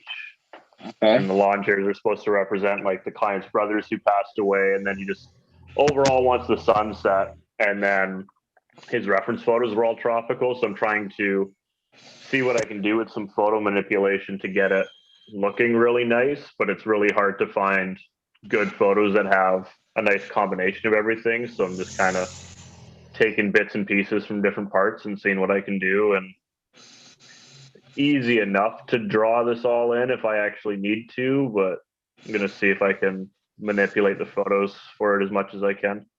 Nice. See, are you having to do any names or anything like that in there too? No. Thankfully not. I'm really not a fan of that in tattoos, so I've been trying to avoid doing it as much as I can. I've had to do it before where somebody was getting a beach type of a thing, like putting their names in there, and I'm like, it just doesn't fit or whatever, and just write them in the sand. Yeah. You know what I mean? Maybe like a little shadowed edge, and always try to. It's always difficult when somebody's got like, you know, they're like, this is a piece, it's, you know, it's a cool composition, it'll have all these different elements in it, but each element's supposed to represent somebody different. And then they're like, and then I want their initials in there. I'm like, oh. So like, then you got to try to make it look like you're not shoehorning all that stuff into it, you know, like where you can put them to make it look natural. Yeah. Well, that's something that I've been struggling with a lot, and like I was patiently waiting to weigh in on with this, with like knowing your value as an artist. But up until recently, I was feeling like I didn't have as much say in my designs as I should. Like I am still fairly early on in my career, and my mentors had said like you do need to do what the client's asking, and even if it's not your personal favorite thing, at this point you should still be taking on like almost everything. While I'm also hearing that like I shouldn't take on bad ideas. So it was something that I was struggling with a lot. And then I'd end up in situations where I'm doing a piece that I want nothing to do with, but it's like a piece the client wants.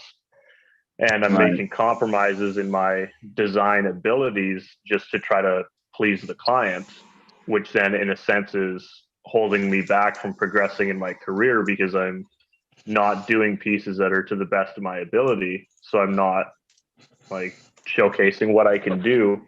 And I'm just getting trapped doing like the same old stuff that basically anyone can do, and not feeling the value of being able to tell a client, like, you know, I know that you really want your kid's name tied into this tattoo, but it doesn't add anything to the design. And as an artist, I feel that it's better if we don't do it. And those were really hard conversations to try to think that like I need to have. And I was struggling a lot with questioning if that's stuff I was even allowed to do at that point in my career. Absolutely. You know what, man? Here's the thing. Everybody finds their own way, right? You can do whatever it is you want to do to make yourself comfortable. But always try to like take something. Like sometimes clients don't realize that what they're telling you is a bad idea for a tattoo. And you don't, I try not to use any negative words when I'm talking to a client, you know, and saying like, I'll say things like, you know, oh, that's a good idea. You know, maybe there's another way that we can take that and kind of spin it into something that might work better for the tattoo, you know, or for the composition. And then, you know, and then you can start, you know, letting them know, well, you know, I could do it like, you know, do it like this or do it like that. There's whatever it is that you can say to try and we'll say like make their idea become more malleable and fit your skill set. But I'll also say that it's, you know, there's something to be said for, you know, being comfortable going outside of what your skill set is and being able to kind of pull something off or pull something back into your world, right? Like, you know, we've all done the birds flying away from something, right? You know, this turning into birds or an infinity sign with my kid's name in there, whatever it is, right? Try to figure out a way to just, even if it's just something small that you're doing, to make that piece just slightly more interesting, because then you'll get more out of it. You're going to have to do it anyway. You know what I mean? I always tell people, like, you know, if you're paying for my time, you might as well get the most out of it. You know, I know it's just a small tattoo, or it's, you know, I would never say to them, oh, this is something that I'm not exactly into, but I'll try to make it interesting any possible way that I can, you know, adding drop shadows to things. I'm a big fan of the embossing, making it look like it's carved into something. It just, because it's simple to do and it's a fun little skill to exercise, you know. It's kind of like, you know, like it's just exercising those little things, you know, from time to time, make a big difference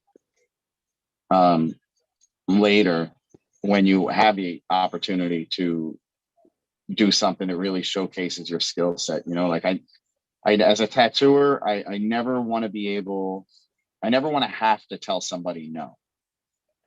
You know what I mean? They don't want to hear it. I don't like saying it. You know, I understand what my skill set is or what it is that you have to offer, but I think it's important to, you know, don't close any doors off artistically that you might be able to. Your shoulder, okay? where you might be able to exercise just a little bit of your own flavor to something that would otherwise be a mundane, trite idea. What is your style? Like, what would you say your strong suit is, and how long have you been tattooing? I've been tattooing clients for about a year and a half right now. Okay. And at this point, like I've just kind of been doing everything that's been coming in the door. Yeah, as well you should. There's a lot of things that certainly piqued my interest more than others. Like I quite enjoy realism and surrealistic designs. And I had a good chat with Jason, whatever that was, 2 weeks ago now, and we figured out a lot of the specifics that I like in designs. But a big struggle that I was having for quite a while was when I'd have a client come in with a piece where I'm told I'm supposed to take on everything, and then I'm getting told, like, from the client's perspective, like, oh, I really want to do this tattoo, and I'm kind of going into the compromises of like not wanting to say no to them, and then when I'm designing it, running into the struggles of like, is this something that is a bad choice for the sake of the tattoo, or is it just something that's not personally my favorite thing to do in a tattoo? Yeah. And there's lots of times that struggles like that pop up, and it's holding me back with finishing off my apprenticeship, because there I am hearing from my mentors that like my designs were the main thing holding me back from graduating, because they wanted to see whatever little changes still. But then I can't showcase those things off because I'm getting nothing but like the Pinterest butterflies that I'm having a hard time convincing the client away from. Right. I'm just having to like mold my designs into things that didn't visually interest me and were not originally designed the best, because I just didn't know how to showcase my value enough to convince the client away from that one particular image they found online that like 1,000 other people have, but doesn't necessarily make the best tattoo. Right. So I think you hit a couple of key points there, if I can chime in on this. Oh yeah, totally. You are, and Seth, I believe you can correct me if I'm wrong here, but regardless of, you know, what it is that you really want to do, you're going to end up being, you know, having people set up appointments with you and consultations and stuff like that for stuff that is not necessarily inside your skill set. Or maybe like you like to do a lot of very intricately detailed dark work, right? A lot of like gritty textures, a lot of very subtle like color and tonal shifts. But a lot of it tends to be more on the, for lack of a better term, the dark side, which is awesome because that's not something everyone can do. But because of your proficiency with what you can do and like the subtleties and the amount of detail in there, you're going to get people that are going to come to you for all different types of stuff, right? Like I do a lot of very fine detailed Japanese work, and I have people coming to me for like these photorealism black and gray pieces. You know, it's like I'm being an artist, you don't want to turn that away because you want to build that relationship with a client. But maybe there's something you can sit down as far as a discussion that you have with them to say, okay, what is it that you really like about this piece? You know, do you like the color scheme? Do you like the positioning on the body? Do you like the composition of it? You know, do you like the imagery?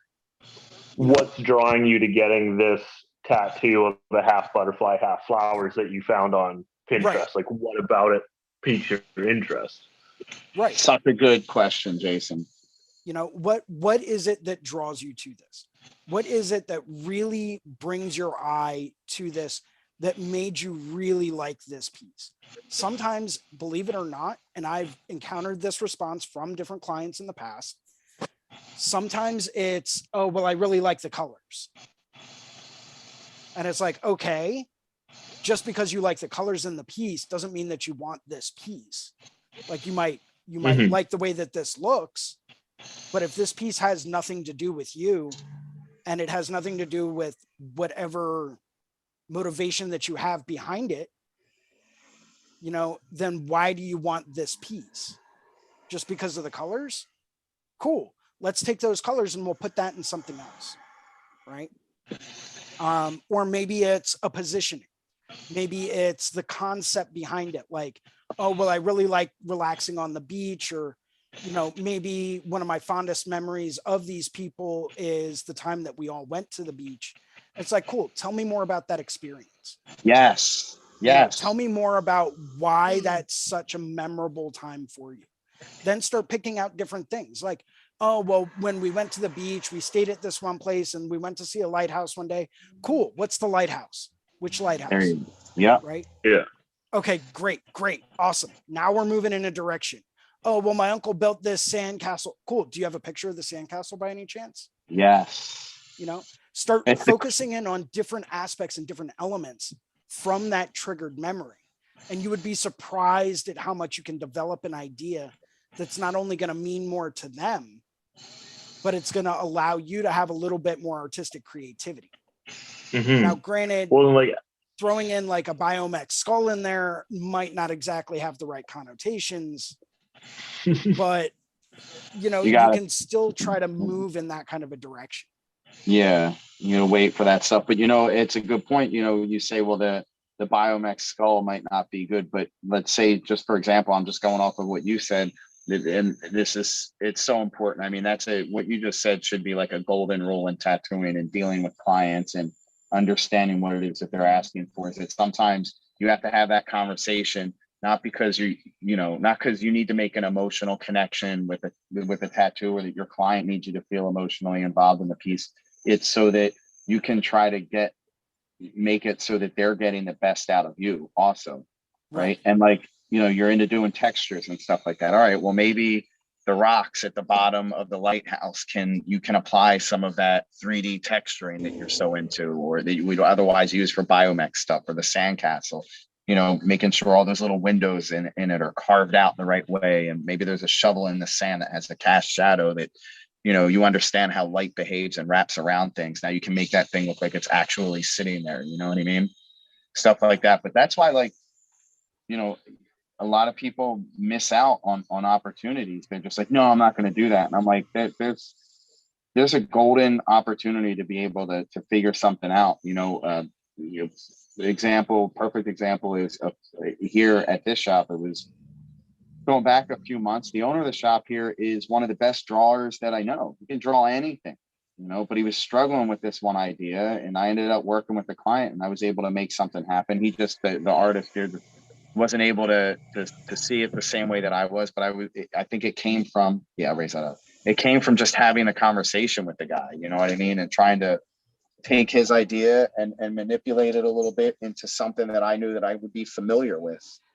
And it turned out to be a fun tattoo. I had a great time with it, and the guy was really happy with it. And, you know, you never know, you know, where you're going to find that inspiration. But Jason, that's such a good question to ask somebody. Like, anybody out there who's early on in tattooing, listening to this, definitely heed that advice. Like, ask them what interests them about that piece. Not just like, you know, I've worked with people where somebody comes in with a photo. They're like, oh, I saw this online and I want it. And they just go, okay, if that's what you want, you know, I guess that's what all the kids are wearing today. And it's like, it's such an arrogant outlook on it, you know? Absolutely. But I think it goes a little bit deeper than that too, where some people are just, you know, for lack of a better term, it's almost like they're creatively lazy, right? Yes. They don't want to come up with a new concept. They don't want to say, part of, you want a Joshua tree? Okay, cool. Let's do a Joshua tree. Let's do you know, some Adobe structures in the background. Let's do a Southwest scene at the Grand Canyon, you know, if that's what you really like. You know, now you're going from an image that they brought in of a tree. Now you're doing like a whole scene, and not only can you make the piece bigger, but you can do it in the way that you really want to do it. You know, so a lot of it comes down to just figuring that out. Or look at a concept, you know, and say, okay, you like this concept, you really like this concept, and you really like the way it was done with the color scheme, the placement, and the whole nine.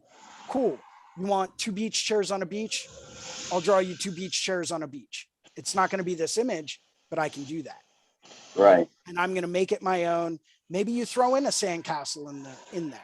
Maybe you throw in a little shovel sticking out of the sand, or A couple some of flip flops rocks, or a sticking out of the lighthouse in the sand. background. You know, Yeah. you can take that idea, go with that as a concept, you know, See how you can develop it. exactly. You know but what? a lot You know of what I that would comes from having an extended conversation. I would call that, Jason, in direct relation to what it is that we're talking about in this topic is, you know, finding value in your client's ideas. Yeah. Finding That's a good value way to for do it. yourself as an artist in whatever walks in the door. You know, no matter what it is, you got to have that conversation and see if there's some value in their concept, in their idea, that you can then take and develop. And you know, I think a lot of people forget in this business, they tend to think that, you know, well, I'm an artist, I'm a fine artist, and I just happen to tattoo. Well, you can exercise fine arts all you want, but make no mistake about it. I don't care who you are. When you have a tattoo machine in your hand, you are a paid illustrator. Correct. And their input matters, you know. You So are a you paid got to learn how to work commissioned with people. illustrator. Yeah, you have to learn how to work with people and their ideas. Don't get me wrong. Don't get me wrong. There are certain exceptions to that, in my own personal opinion. For example, you get a guy that walks in that wants his baby mama's name over top of his baby mama's name, right? Right. You know, because he's not with that baby mama anymore, and his new baby mama is, Yeah. you know, not happy that he still has his old baby mama's name. It's like, all right, let's discuss this. Let's talk about Right. this a little bit more. But they're dead set on Old English over top of Old English. Sometimes you just got to do it though, right? Like sometimes if it's a slow week, or that's your guy or girl, and that's the client, sometimes you just do a good job at it. Yep. You know what I mean? Well, You know, you just have to compartmentalize that piece that you're working on isn't anything that's going to necessarily get you more business. It's not, you know what I mean? this is where I think, in my opinion, location and self-advertisement come up in play, right? Maybe you get that guy in who's getting baby mama's name over top of baby mama's name, right? And you bring them over into your station, you're getting set up, and you know, everything's going well. And they see all of your own original artwork hanging up on the walls, you know, in like a want to do area, right? Like have a cork board up, have stuff taped to the walls that you really want to tattoo. Tape them And to they the see ceiling. it, and then to the ceiling, Yeah, it's a great wherever, spot. right? And next thing you know, they're looking at it and they're like, damn, that's awesome. It's like, really? It's up for grabs. If you want it, let me know. We'll set up an appointment for it. Yeah. Right?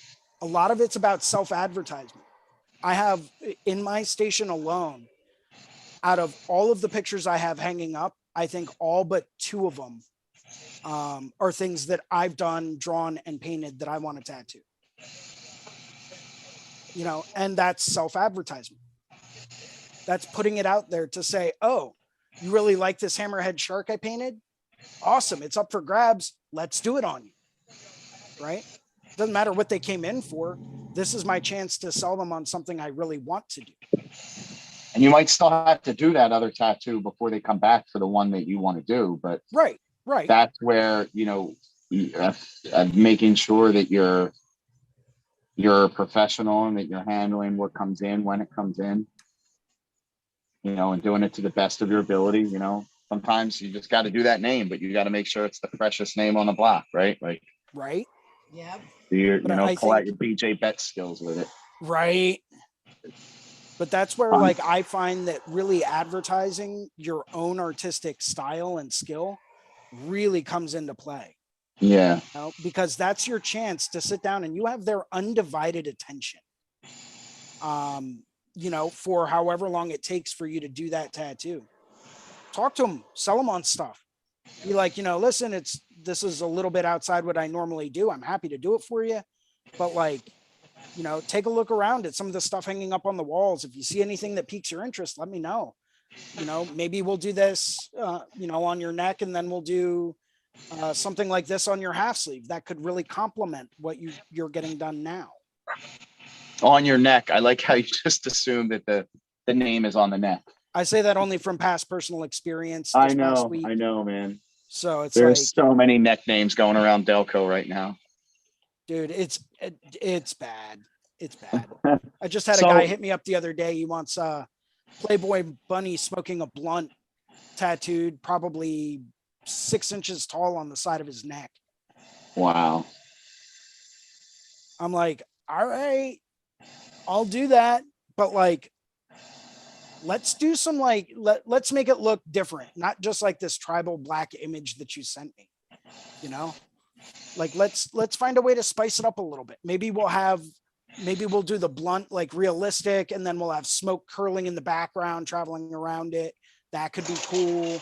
You know, like we can really expand off of this if you want to go nuts with it, you know, finding elements that are currently in the design that they really want, taking that and then expanding off of that, or doing that in a different style that maybe they didn't think of, to show them what's possible. Sometimes that can be the game changer.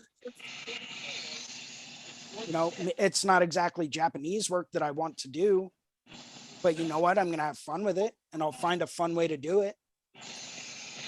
You know, going back to what you were saying about having that, you know, talking to somebody and trying to find, like we said, like finding value in somebody's idea. I just thought of like a way to describe that method of talking to them. I would call it the crossing over method. Ah, You remember that excellent. guy who would like talk to like dead people in the audience or whatever, but it was all about like he would prompt these questions and get them to say, look, John Edwards, there you go. Yeah, the John Edwards method, right? Like, so they're as they're telling you the story, you're kind of walking them through it, and you're helping guide them to find a suitable idea that'll match your style, you know, like. It's a very good way to put it. Yeah, it is. Well, and like, even without pushing somebody to directly like your specific style that you want to do, I had a situation with a consultation the other day where the photo that she'd sent in was this like super minimalistic flower that like you've seen on everybody, right? Like just super basic soft flower. And to see what I could do to push her into like a design that can really showcase my abilities, I was going through the consultation. I just didn't even ask or reference this particular photo that she had, and I was just asking questions, kind of like what Jason was saying about like what specifically is tying you into wanting this design. And I found out that she's not tied into like specifically this minimalist style that anyone can do and crush out in half an hour. She's just looking for something that looks soft and feminine and is the main flower for her daughter's birth months. Exactly. It's like, cool. Like I can take that idea and I can expand it into a really nice flower that still looks soft, even though it's done at a decent size, and maybe throw in like a super soft heart between some negative space and like background shading, right? Just like super subtle things to make her think it still looks super soft and feminine, even though it's not this like minimalist flower that she'd sent in the original photo of. And even though it's like not a dark, scary surrealism piece, like I want to push myself to eventually doing, it's still pushed her in a direction that can showcase what I'm actually capable of doing. Right. The next thing you know, that may wind up turning into a surrealist piece. Yeah. You don't know. Maybe they see something hanging on your walls, or they see something that you really want to do. And next thing you know, they're like, yeah, that would be a great addition, maybe over here on this song. You know, it can still have a very soft and feminine look. Why not?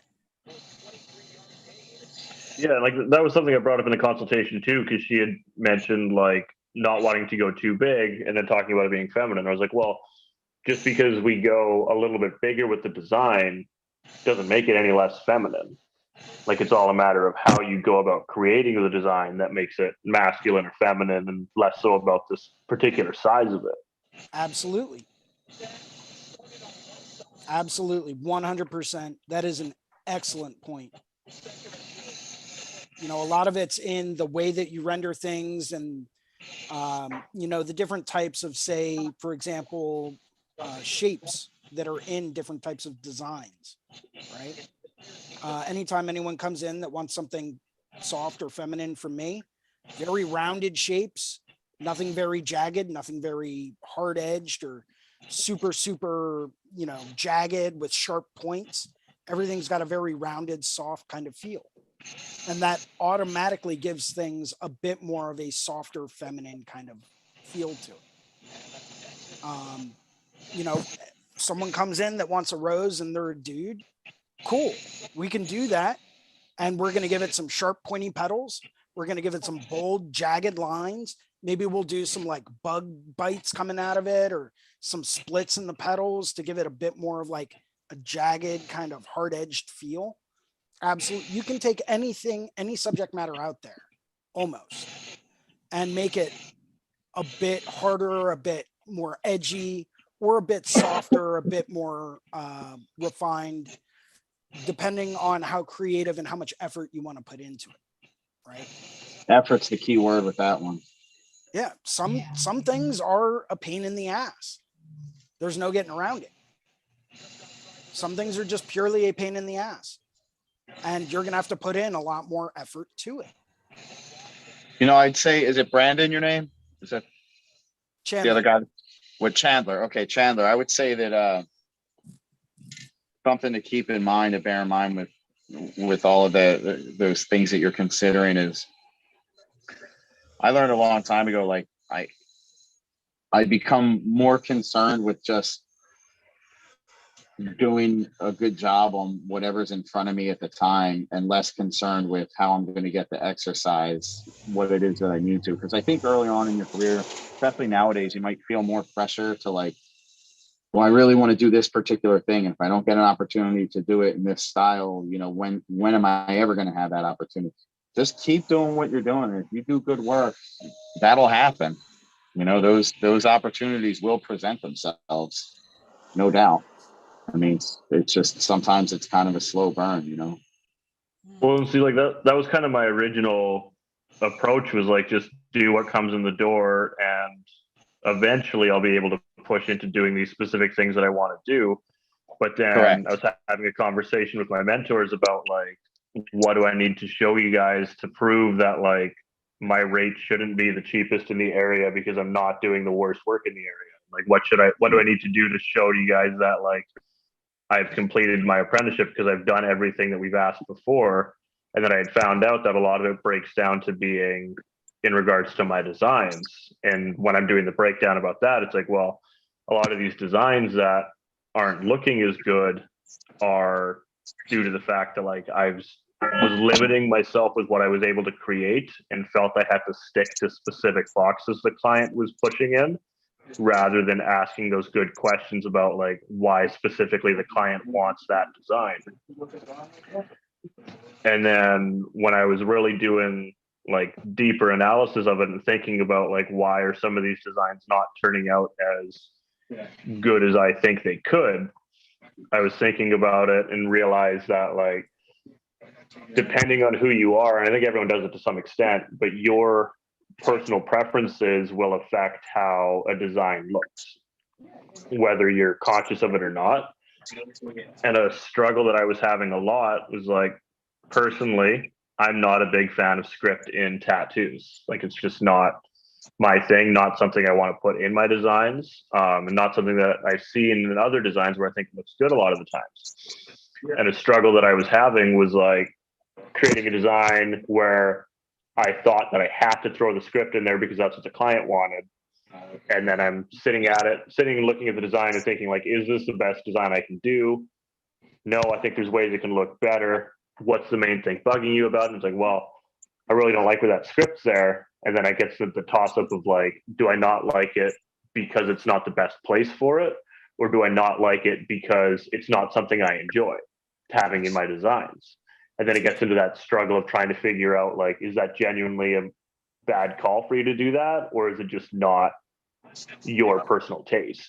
And I've found myself personally struggling with that a lot with my designs, in trying to differentiate between what makes it a genuinely bad decision to put something in a certain location or do something a certain way, compared to like, is that just not my particular personal tastes? Does that make sense? Okay, it does. I can follow you. And so with any design out there, I believe part of the responsibility of the artist is to make that design fit the place. So, you know, regardless of whether or not it's script, regardless of whether or not it's a flower or, you know, clouds and rays of light or a dove or praying hands or whatever. And I'm saying all that stuff just because that's all stuff I've recently tattooed. Yeah. You know, it's a lot of it comes down to, you know, knowing anatomy, knowing placement, and then finding the right shapes to fit that placement. You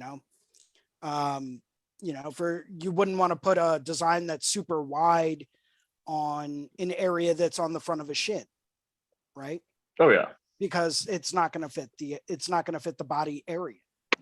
You know, so placement's one thing, but finding a way and finding the joy and the value in doing stuff that maybe you're not super enthusiastic about, I think that's a little bit of the more important topic, right?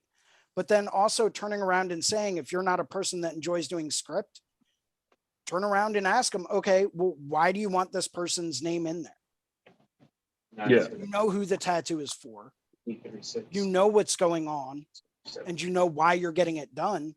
Is the name really a necessary component? Yeah. You know, if they're dead set on it, cool. Find a way to do it in a different way. If they're not necessarily set on it and they're like, well, no, you're kind of right. Like, I do already know who the design is for. You know, it's almost, you're right. It is kind of redundant. Okay, cool. So if you already know who this flower is for, why do you still want to put the name next to it? You know, because that's kind of like saying the same thing twice. Or I always like to put it to people, you know, like, oh, cool, you want to get so-and-so's name. Great. Awesome. Tell me more about that person. What kind of things did they like? What was their favorite flower? What's your favorite memory of them? You know, instead of just going with the name, create a scene based on an image in that person's mind. You know, if a picture is worth 1,000 words, why settle for just a word?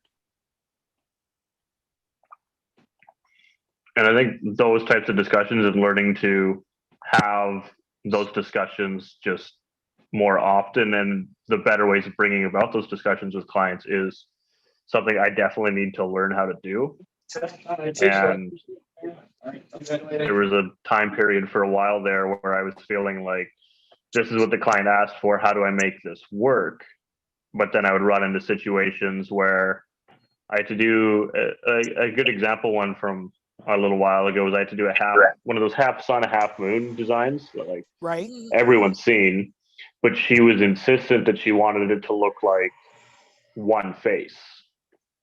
And I tried for a long time to make it look good as it being one face, and it just straight up, it doesn't look good as one face. Like there's always got to be some sort of subtlety with it to where it would look proper. But none of those were checking the boxes that the client had thought that she had in her vision.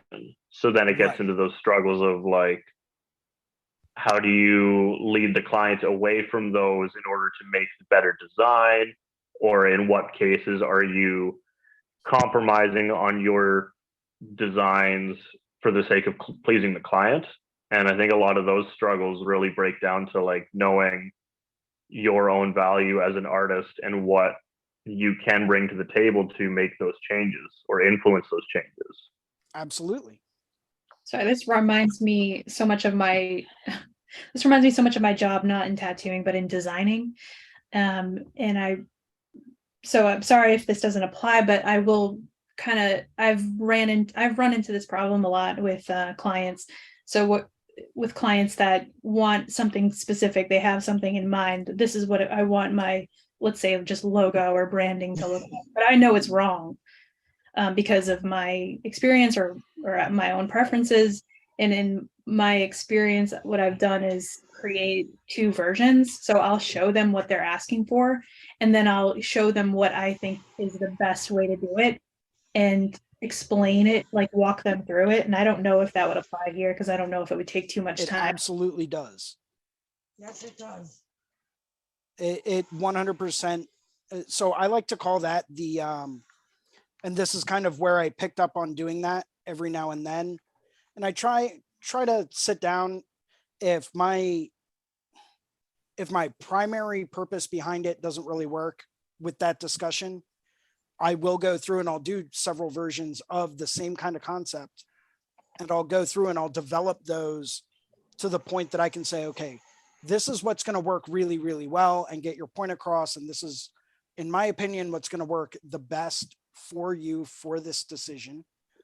And this is what you wanted, right?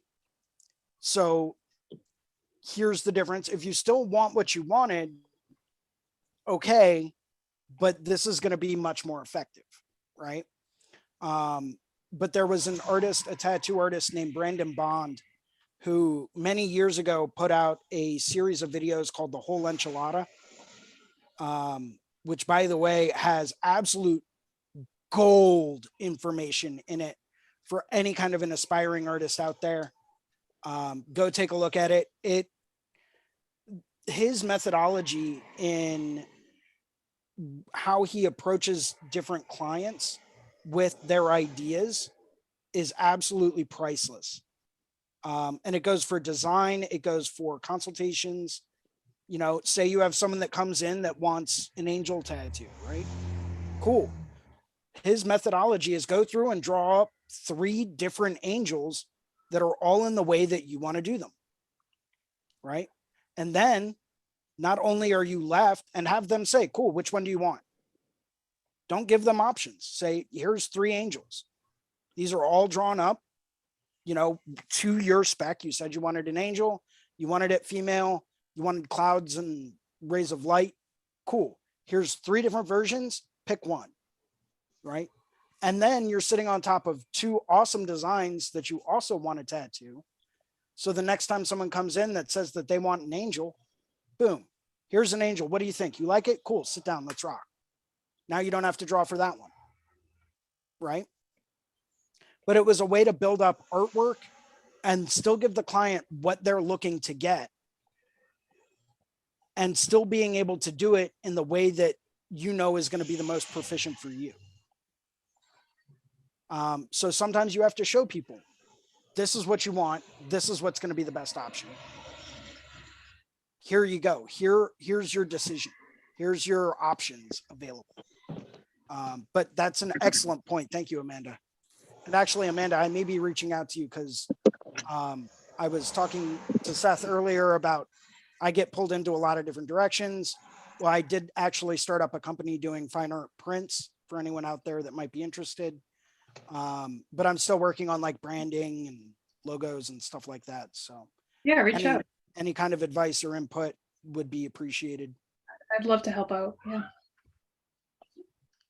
But yeah, that's that has been one of the most helpful things for me, because a lot of times clients will get something stuck in their head.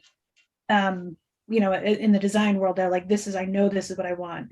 But this is what I do.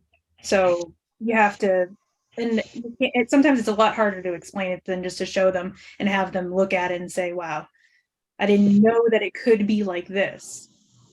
And, you know, it doesn't always work, but 9 times out of 10 for me, I know this is different than tattooing. 9 times out of 10, you have the ability to show, or at least open up a new conversation about what a design should look like and why. You know, taking the liberty to just plow through a client's idea, taking out what you know will work the best and not work the best when you're drawing it on your own. A lot of times that does really pay off.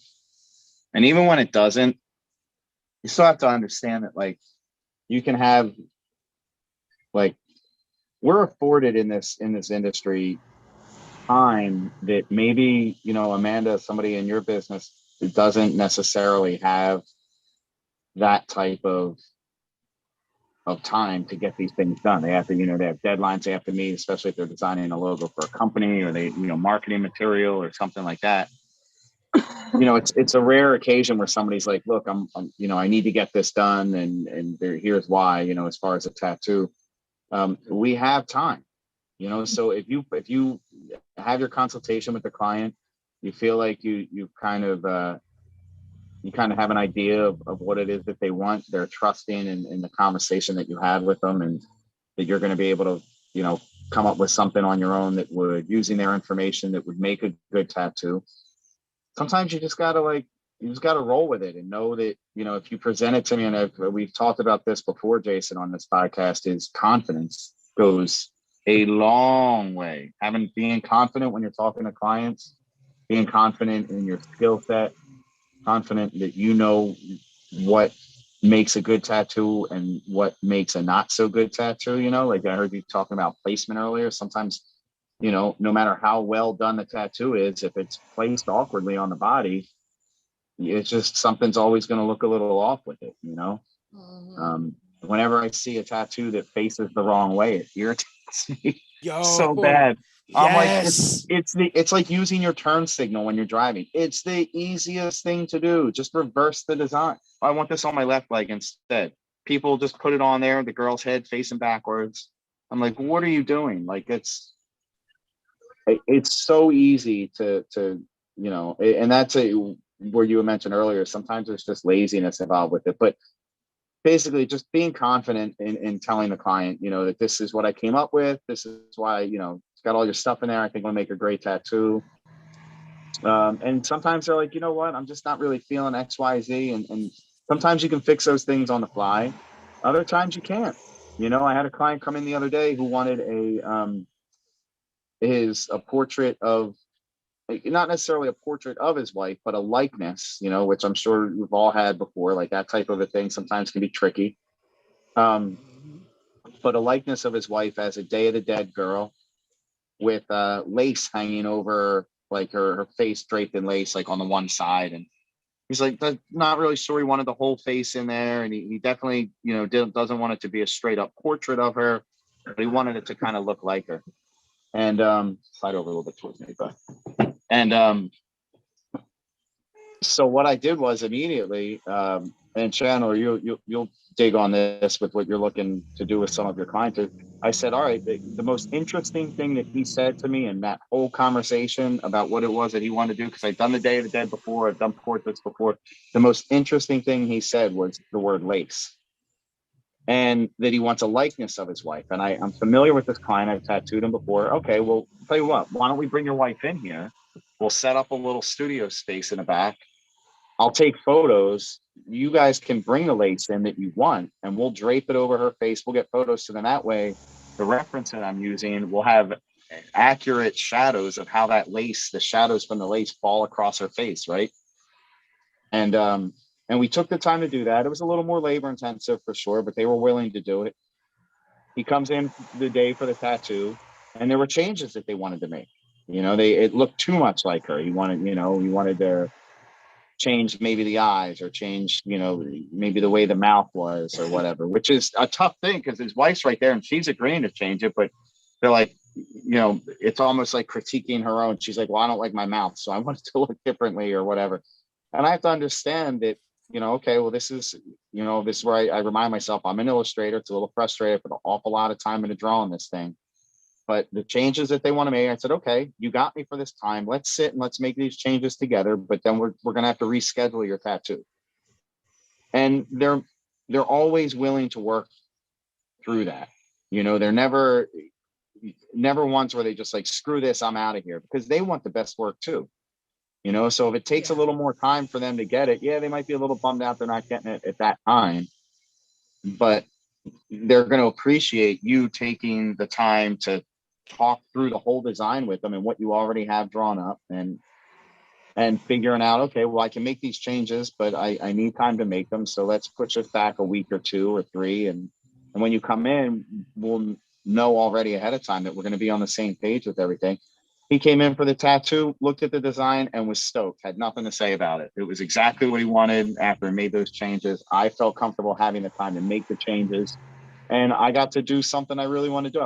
I've been wanting to exercise trying to tattoo lace and the shadows that they create on the skin and stuff like that. And so it was like a win-win-win for everybody, right? Like his wife got a design that she's happy with. He got the tattoo, is psyched with it, and I got to do something that I was really into. So sometimes it just takes a little bit of effort, takes a little bit of talking, but always remember that one thing that we are afforded for the most part in tattooing is time. We just have to be confident in how we present that case. Like, hey man, I know you want to make these changes, I want to make them for you, but we're gonna have to reschedule this appointment so that I'm comfortable in having the time to do it.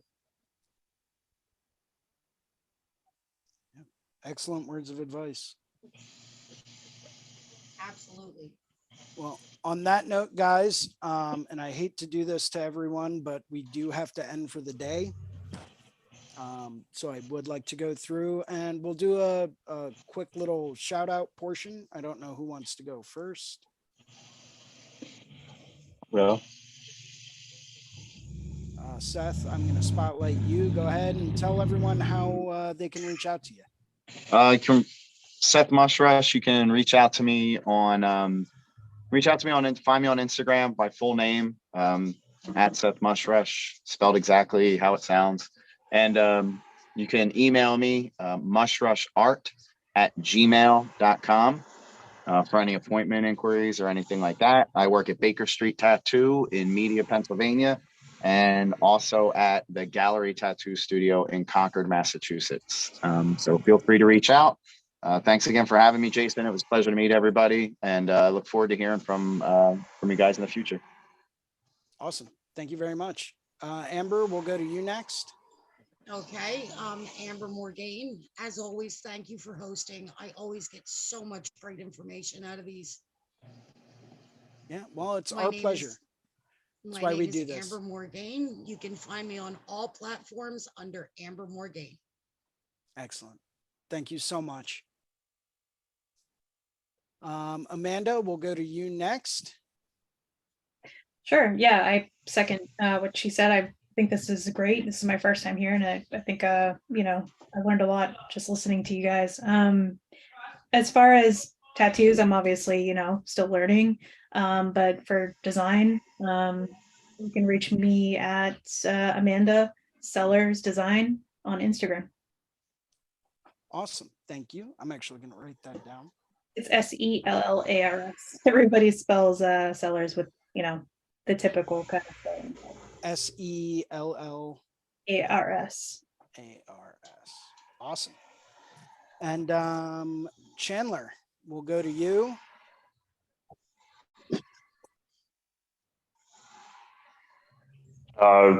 Yeah, thanks for hosting, Jason. If anyone wants, they can find my Instagram at tattoos by Chandler with an underscore between the words rather than a space or like cramming it all together. Yeah, it was nice to be able to hop into one of these again for the first time in a while rather than just watching the replays online.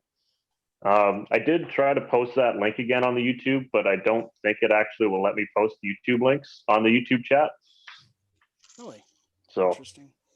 All right, I'll have to I'll add that in after the fact and make sure that there's a link out to the video we were discussing. cool. And then if you don't have to run away, it's like super quick. Are you able to take a quick peek at this piece I was designing and just get like an overall feel for the composition for it? Sure thing. Let me go and I'll do a sign off real quick and we'll stop the live stream and then we'll go through and do a little critique. Cool. That'd be great. Cool. Let me replace this. And so everyone, thanks for joining in today. If you like today's show, make sure to go through and hit that like and subscribe button. Tell us what we're doing right. Tell us what we're doing wrong. Make a comment. Follow us, on all of the different platforms. You can always contact me directly at Philly Inc. You'll see that down here at the bottom right. Feel free to reach out to me on Instagram. I'm always available. If anyone wants to do like a one-on-one meeting or anything like that, hit me up, send me a message, ask me how my day's going, whatever. Feel free to contact me for whatever, and I'll be more than happy to talk your ear off about whatever it is you want to talk about. So thanks for jumping in today, everyone. And yeah, stay tight and keep those hands moving. And yeah, I'll talk to everyone again next week. Thanks, Jason. Anytime. Thank you, Jason. You have a great Yeah. day. You too. Cheers, everyone.